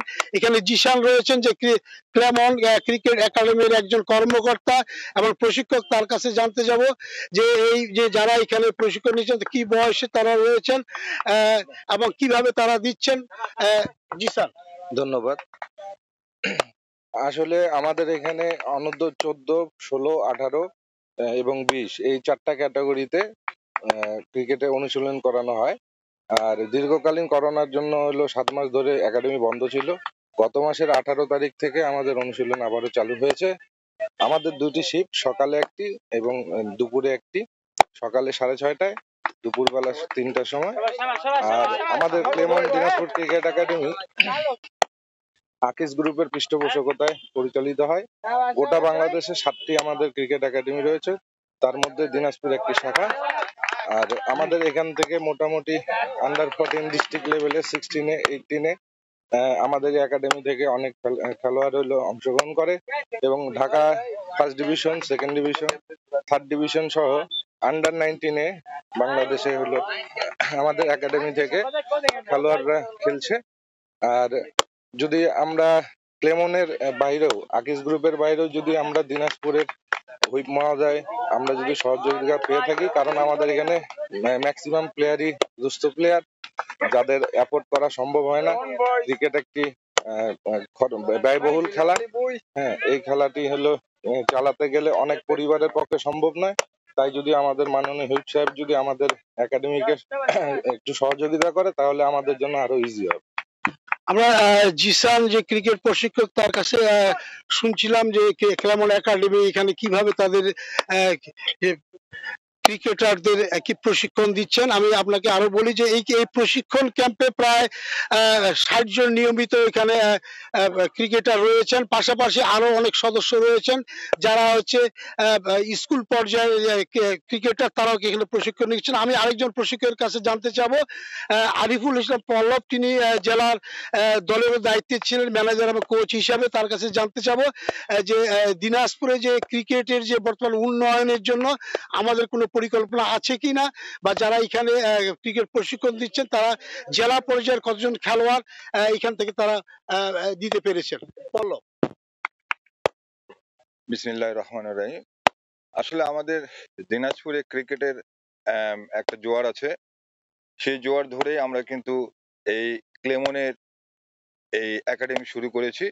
এবং আমাদের সবচেয়ে বড় কথা হলো যে আমরা জানেন যে কিছুদিন আগে আমাদের একটা ক্রিকেটের মেয়েদের নিয়ে একটা হয়েছিল, তো সেইখান থেকে আমরা কিন্তু এই দিনাজপুরে এই মেয়েদের ক্রিকেটটাকে খুব বড় করে ধরে রাখার চেষ্টা করছি এবং দিনাজপুরে ক্লেমনে সেই মেয়েদেরকে প্র্যাকটিস করাচ্ছি। এবং আমাদের দিনাজপুরের যে ক্রিকেট আছে সেটা অনেক আগের থেকে ঐতিহ্য বয়ে আসছে এবং এই ক্লেমনের যে আপনার জোয়ার, সেই জোয়ার ধরে আমরা কিন্তু এগিয়ে যাচ্ছি এবং আকিজ গ্রুপ আমাদেরকে সম্পূর্ণ সাপোর্ট করে যাচ্ছে।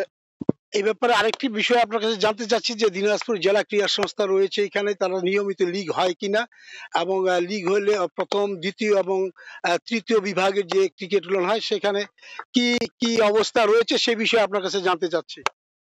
আসলে আমাদের এখানে ক্রিকেটের যে একটা নগরী বলা চলে, সেই জায়গায় কিন্তু আমাদের খেলাধুলা এখন নেই বললেই চলে। আসলে টুর্নামেন্ট গুলো বন্ধ হয়ে গেছে একে একে করে। এখন লিগ গুলো কোনো বছর হয়, কোনো বছর হয় না। মানে এই যে ধারাবাহিকতা বন্ধ রাখতেছে, এই বন্ধ রাখার কারণে অনেক ক্রিকেট ঝরে যাচ্ছে এবং আগ্রহ হারিয়ে ফেলতেছে। আমাদের আসলে জেলা ক্রীড়া সংস্থার ক্রিকেট লিগ গুলো ধারাবাহিকতা নেই, তারা লিগ গুলো ঠিক মতো চালাতে পারছে না। এই জন্য আমার মনে হয় যে আমাদের যে প্রশাসন আছে বা জেলা ক্রীড়া সংস্থার যে আছে, তাদেরকে অবশ্যই এই ব্যাপারগুলো দেখতে হবে, কারণ ক্রিকেটকে জাগ্রত করার জন্য বেশি বেশি খেলা লাগবে, সেই খেলাটাই এখন দিনাজপুরে নেই। ধন্যবাদ আরিফুল হাসান পল্লবকে। আমি আপনাকে আরো জানাতে চাই যে দিনাজপুরে ক্লেমন ক্রিকেট একাডেমির পাশাপাশি এখানে আরো 3টি ক্রিকেট একাডেমি রয়েছে, তারাও এখানে ক্রিকেটের প্রশিক্ষণ দিয়ে যাচ্ছে। তবে জেলা শহরে যারা ক্রিকেটের সঙ্গে জড়িত রয়েছেন, আর্থিক অনটনের কারণেও হয়তো অনেকে খেলা চালিয়ে যেতে তাদের কষ্ট হচ্ছে, তারপরে তারা ক্রিকেটের জোয়ার, ক্রিকেটের সুখ্যাতির কারণে তারা কিন্তু খেলা প্রশিক্ষণ নিয়ে যাচ্ছেন। আপনাকে জানিয়ে রাখি যে দিনাজপুরে এখান থেকে কিন্তু জাতীয় পর্যায়ে নেতৃত্ব দিয়েছেন এবং দিচ্ছেন ধীমান ঘোষ, তিনি বাংলাদেশ টিমে ছিলেন, পাটোয়ারি বাবু তিনিও ছিলেন, এখন লিটন দাস এবং দীপ্ত যারা বাংলাদেশ টেস্ট টিমে এবং ওয়ানডে ক্রিকেটে তারা নেতৃত্ব দিচ্ছে। এই দিনাজপুরে লিটন দাস, পাশাপাশি আপনার দীপ্ত, তিনি আন্ডার 19-এ বাংলাদেশ টিমে হয়ে খেলেছেন। তবে এখানে যারা ক্রিকেট অনুশীলন করছেন বা প্রশিক্ষণ নিচ্ছেন, তাদের স্বপ্ন তারা একদিন জাতীয় পর্যায়ে তারা নেতৃত্ব দিবেন এবং লিটন দাস, ধীমান ঘোষের মতো তারা খেলোয়াড় হবেন। এবং তারা যেটি বলছেন যে মাঠের যে সমস্যা এবং ক্রিকেট যে উপকরণ এবং আরো সাহায্য সহযোগিতা এবং পৃষ্ঠপোষকতা পেলে ক্রিকেট কিন্তু আরো এগিয়ে যাবে। তাদের যেটি ইচ্ছা, তারা বলেছেন যে বড় বড় যারা আছে কর্পোরেট হাউস রয়েছেন বা যারা আপনার সাহায্য সহযোগিতা দিতে পারেন, তাহলে তারা আপনার অনেক বেশি তারা আপনার ক্রিকেটের জন্য উন্নয়ন ঘটাতে পারবে। আমি আপনাকে বলতে পারি যে এখানে একজন প্রমিলা ক্রিকেটার রয়েছেন, তার কাছে আমি জানতে যাব যে সে কিভাবে এখানে ট্রেনিং নিচ্ছে। তুমি কতদিন ধরে এখানে প্রশিক্ষণ নিচ্ছ? কি কি কি কি প্রশিক্ষণ তোমাকে এখানে দেওয়া হচ্ছে একটু বলো দেখি। আমার এখানে অনেক মানে খেলাটা ভালো জায়গায় পৌঁছানোর জন্য আমাকে এখানে দেওয়া হয়েছে, যাতে আমি ভালো জায়গায় খেলতে পারি। এটার জন্য আমি ভালো একটা খেলতে প্রশিক্ষণ নিতে নিতে যেন একটা ভালো জায়গায় পৌঁছাই, এটার জন্য। ক্রিকেটে তুমি স্যারদের কাছে কি ধরনের তুমি এখন প্রশিক্ষণ নিচ্ছ? অনেক ভালো স্যার আমাদের পিছনে অনেক পরিশ্রম করতেছে যাতে আমরা ভালো জায়গায় যাইতে পারি।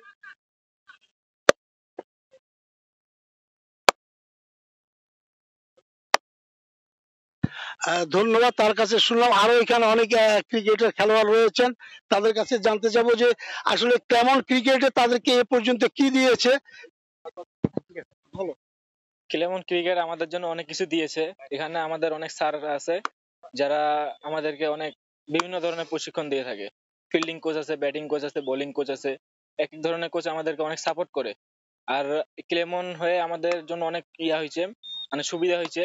মানে এখান থেকে মানে বাংলাদেশের আকিজ গ্রুপের এটা, তো এই আকিজ গ্রুপ আমাদের খেলার জন্য অনেক কিছু মানে দিচ্ছে আর কি। এই যে কোচ বাংলাদেশে আছে 8টা না 9টা ক্লেমন ক্রিকেট একাডেমি, তা এই ধরনের।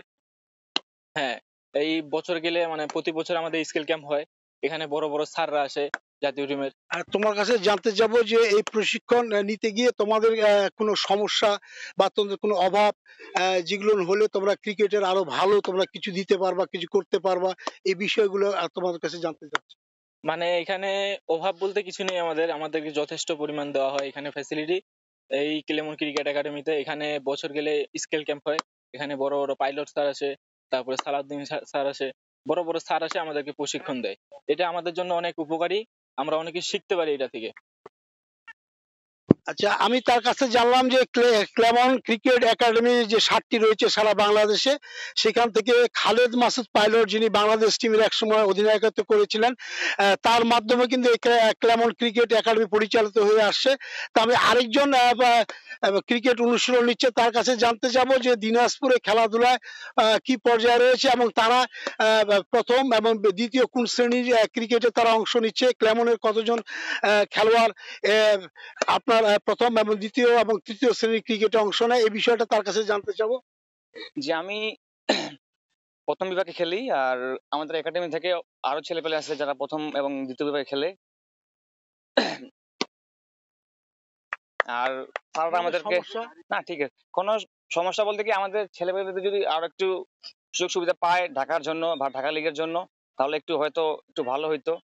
ও আমাদের ছেলেপেলেরা অনেক বঞ্চিত মানে এই ক্ষেত্রে আর কি, ঢাকার লিগের ক্ষেত্রে। বাদ বাকি সব মানে এই সুযোগ সুবিধা থেকে আমরা আর আমাদের এখানে ধীমান দাদা আছে, লিটন দাদা আছে এবং শরীফুল ভাইও এখান থেকে প্র্যাকটিস করছে। আমরা ওদের কাছ থেকে ইন্সপায়ার্ড আর কি, ওদের মতো হওয়ার চেষ্টা করতেছি। ধন্যবাদ। তার কাছে জানলাম যে এইখানে আমি ধীমান ঘোষের কথা জানছিলাম যে ক্লেমন ক্রিকেট একাডেমিতে ধীমন ঘোষও কিন্তু এখানে সময় দেন এবং সেও এখানে কিন্তু প্রশিক্ষকদের প্র্যাকটিস করান। আপনাকে আরেকটি জিনিস বলতে পারি যে দিনাজপুরে এই বড় মাঠে কিন্তু ক্রিকেট প্র্যাকটিসের জন্য 4টি মাঠ রয়েছে, যেখানে আপনার পাকা পিচ ঢালাই করে এখানে প্র্যাকটিস করা হয়। করোনাকালীন সময়ে এই প্রশিক্ষণ বন্ধ থাকার কারণে শারীরিক যে ফিটনেস, এই ফিটনেস কিন্তু অনেকের সমস্যা হয়েছিল। দ্রুত শারীরিক ফিটনেস ফিরিয়ে আনার জন্য তারা কিন্তু সকাল এবং বিকাল তারা প্রশিক্ষণ দিয়ে যাচ্ছে এবং তারা যেটা মনে করছেন যে প্রশিক্ষণ পেলে তারা আরো অনেক তারা দ্রুত তারা উঠবে। এবং আমি আপনাকে আরেকটি তথ্য জানিয়ে রাখি যে দিনাজপুরে যে ক্রিকেট প্রথম বিভাগ দ্বিতীয় বিভাগ ক্রিকেট লিগ হওয়ার কথা সেটি কিন্তু এখন প্রায় বন্ধ রয়েছে। তারপরে আমরা আশা করব ক্রিকেট আরো এগিয়ে যাবে দিনাজপুরের সাহায্য এবং সহযোগিতা ফলে। আমার কাছে দিনাজপুর এই বড় মাঠে ক্ল্যামন ক্রিকেট একাডেমির প্রশিক্ষণ থেকে এই ছিল সর্বশেষ। শীতের সকালে দিনাজপুর শহরের বড় মাঠে চলছে বিভিন্ন বয়সী ক্রিকেটারদের প্রশিক্ষণ, আর সে খবরই জানাতে আমাদের সঙ্গে যোগ দিয়েছিলেন সহকর্মী গোলাম নবী দুলাল। হাই পারফরমেন্স ক্রিকেটের খবর। 3 দলীয় টুর্নামেন্টের নিজের পারফরমেন্স নিয়ে সন্তুষ্ট তৌহিদ হৃদয়, তবে ভবিষ্যতে নিজের ব্যাটিং নিয়ে আরও কাজ করবেন বলে জানান অনূর্ধ্ব-19 বিশ্বকাপ জয়ী এই ক্রিকেটার। এদিকে সিনিয়রদের সঙ্গে ক্রিকেট খেলার অভিজ্ঞতাটাকেই বড় প্রাপ্তি বলে মনে করেন হৃদয়। তবে আসন্ন বঙ্গবন্ধু টি-20 নিয়ে না ভেবে বর্তমানে এইচপির ক্যাম্পকেই গুরুত্ব দিতে চান এই ব্যাটসম্যান। 26 জন ক্রিকেটার নিয়ে নতুন কোচ টবি রেডফোর্ডের অধীনে চলছে হাই পারফরমেন্স দলের অনুশীলন। তবে এবার ক্যাম্পে অনূর্ধ্ব-19 বিশ্বকাপ দলের ক্রিকেটারদের আধিপত্যই বেশি। এইচপি স্কোয়াডে আছেন বিশ্বকাপ জয়ী দলটির 12 জন সদস্য। এইচপির এই ক্যাম্পে আছেন অনূর্ধ্ব-19 বিশ্বকাপ জয়ী দলের সহ অধিনায়ক তৌহিদ হৃদয়। ব্যাট হাতে তিনি আলো ছড়িয়েছেন বিসিবি প্রেসিডেন্টস কাপেও, তবে এতেই সন্তুষ্ট থাকতে চান না। সামনে আরও ভালোভাবে মেলে ধরতে চান নিজেকে। স্যাটিসফ্যাকশন তো সবারই অনেক হাই থাকে, আমারও অনেক হাই ছিল, কিন্তু হয়তো বা ওইভাবে ইউটিলাইজ করতে পারিনি। তারপরে যেটুকু করেছি আমার টিমের জন্য সবসময় ট্রাই করছি যে কোনো জায়গায় আমি কীভাবে আমার টিমকে কিছু কন্ট্রিবিউট করতে পারবো অ্যাজ এ ব্যাটসম্যান হিসেবে। বিসিবি প্রেসিডেন্টস কাপে সুযোগ পাওয়ায় জাতীয় দলের অনেকের সান্নিধ্যে আসার সুযোগ হয়েছিল, তাই সিনিয়রদের সঙ্গে ক্রিকেট খেলার অভিজ্ঞতাটাকেই বড় প্রাপ্তি বলে মনে করেন তিনি। ফার্স্ট টাইম এরকম একটা লিগ আমাদের জন্য একটা বিগ অপরচুনিটি ছিল। সবথেকে বড় জিনিসটা যে সিনিয়র প্লেয়ারদের সঙ্গে যে একসাথে ড্রেসিং রুমে সব কিছু শেয়ার করতে পারছি, অনেক কিছু শিখতে পারছি, বিশেষ করে মুশফিক ভাইয়ের কাছে থেকে অনেক কিছু শেখার ছিল। এদিকে নিজেদের খেলার উন্নতির জন্য এইচপির এই অনুশীলনকে দারুণ সুযোগ বলে মনে করেন হৃদয়, তাই ক্যাম্পকে পুরোপুরি কাজে লাগাতে চান। এইচপি এমন একটা জায়গা যে এই অফ সিজনে কীভাবে নিজেকে আরও ভালোভাবে প্রিপেয়ার করা যায় নেক্সট স্টেজের জন্য। সবাই ট্রাই করতেছি আমরা এই জায়গায় কীভাবে আমাদের স্কিলগুলো আরও ডেভেলপ করতে পারবো। খুব শিগগিরই শুরু হতে যাচ্ছে বঙ্গবন্ধু টি-20 আসর, তবে এখনই টুর্নামেন্টটি নিয়ে ভাবছেন না 19 বছর বয়সী এই ব্যাটসম্যান। এইচপির ক্যাম্পে এখন তার পূর্ণ মনোযোগ। টি-20 টুর্নামেন্ট নিয়ে আসলে হবে এখনও কোনো চিন্তা করতেছি না। এখন যেহেতু আমরা এইচপিতে আছি, এইচপির যে প্রোগ্রামগুলো আমাদের হেড কোচ দিচ্ছে সেগুলো নিয়েই ফোকাস রাখতেছি। হৃদয় ছাড়াও অনূর্ধ্ব-19 দলের রাকিবুল, আকবর, জয় সহ বেশ কয়েকজন ক্রিকেটার আছেন এই ক্যাম্পে। আগামী 12 নভেম্বর পর্যন্ত চলবে এইচপি ইউনিটের অনুশীলন ক্যাম্প। আফরোজ রিয়া, সময় সংবাদ, ঢাকা। দীর্ঘদিন পর আবারও প্রাণ ফিরে পেতে শুরু করেছে টাঙ্গাইলের ক্রীড়াঙ্গন। চলমান করোনা পরিস্থিতিতে উঠতি ক্রিকেটারদের নানা সমস্যা তৈরি হলেও শারীরিক ফিটনেস ফিরে পেতে অনুশীলনে মাঠে নামছেন তারা। বাংলাদেশ ক্রিকেট বোর্ডের জেলা কোচ জানিয়েছেন, করোনা পরিস্থিতিতে খেলোয়াড়দের অপূরণীয় ক্ষতি হলেও তা কাটিয়ে উঠতে প্রাণপণ চেষ্টা চালাচ্ছেন। টাঙ্গাইল থেকে কাদির তালুকদারের তথ্য ও রাশেদ খানের ছবি নিয়ে রিপোর্ট। চলতি বছরের মার্চ থেকে করোনা পরিস্থিতির কারণে সারা দেশের মতো টাঙ্গাইলের ক্রীড়াঙ্গনেও সব খেলাধুলা বন্ধ হয়ে যায়। এতে অন্যান্য সব খেলার মতো উঠতি ক্রিকেট খেলোয়াড়দের প্রস্তুতি চরমভাবে বাধাগ্রস্ত হয়। মাঠে অনুশীলন আর প্রশিক্ষকের অভাবে শারীরিক ফিটনেস হারিয়ে ফেলেন তারা। দীর্ঘ প্রায় 6 মাস পর বাংলাদেশ ক্রিকেট বোর্ডের নির্দেশে আবারও মাঠে অনুশীলনের সুযোগ হয় তাদের। দ্রুত শারীরিক ফিটনেস ফিরে পেতে সকাল বিকেল 2 বেলা কঠোর অনুশীলনে ব্যস্ত সময় পার করছেন তারা। ইতোমধ্যেই জেলা থেকে শতাধিক ক্রিকেট প্রশিক্ষণার্থীর মেডিকেল চেকআপের ডাক পড়ায় খুশি প্রশিক্ষণার্থীরা। প্রায় 7 মাস আমার বন্ধ ছিল, এখন আরও ফিটনেস ফিরে পেয়েছি। আগে এতটা বাসায় প্র্যাকটিস হয় নাই, আর এখানে এসে ভালো প্র্যাকটিস করতেছি। চেষ্টা করতেছি যে আমাদের ফিটনেসটা আরও ডেভেলপ করার জন্য। ডিভিশন লেভেল থেকে আস্তে আস্তে 15 খেলবো ইনশাআল্লাহ, তারপর আস্তে আস্তে ন্যাশনাল টিমে থেকে এগিয়ে যাব। মাঠে এখন অনেক দিন পরে ফেরার কারণে ওই হাফ ভলিবলেও কি আমি রাইখা দিয়েছি, কারণ ওই 7-8 মাস ওইটা কি আমার অভ্যস্ত হয়ে গেছে। এই অভ্যাসটা কাটায় উঠতেও অনেক সময় লাগবে। করোনার শেষ হওয়ার পরে যে প্র্যাকটিসগুলা তারপর থেকে আমরা অনেক ইমপ্রুভ করতে পারতেছি। এদিকে বাংলাদেশ ক্রিকেট বোর্ড নিযুক্ত ক্রিকেট কোচ আরাফাত রহমান জানান, করোনা পরিস্থিতির কারণে খেলোয়াড়দের ক্ষতি পুষিয়ে নিতে প্রাণপণ চেষ্টা চালাচ্ছেন তিনি। আমরা যদিও প্র্যাকটিস শুরু করছি, বাট এখন আমাদের আসলে এক্সট্রা কিছু কাজ করতে হইতেছে আমাদের আগের অবস্থায় ফিরে আসার জন্য। প্রত্যেকটা প্লেয়ার যদি আমরা এখন একটু বেশি সময় দিয়ে, আগে 2 ঘন্টা প্র্যাকটিস করছি, কিন্তু সেই জায়গায় যদি আমরা সেটা ডবল করে ফেলি একটা দিনের মধ্যে, তাহলে হয়তো আমরা কিছুটা পূরণ করতে পারবো। জেলার 4টি ক্রিকেট প্রশিক্ষণ কোচিং সেন্টারে প্রায় 3 শতাধিক ক্রিকেটার অনুশীলন করছেন।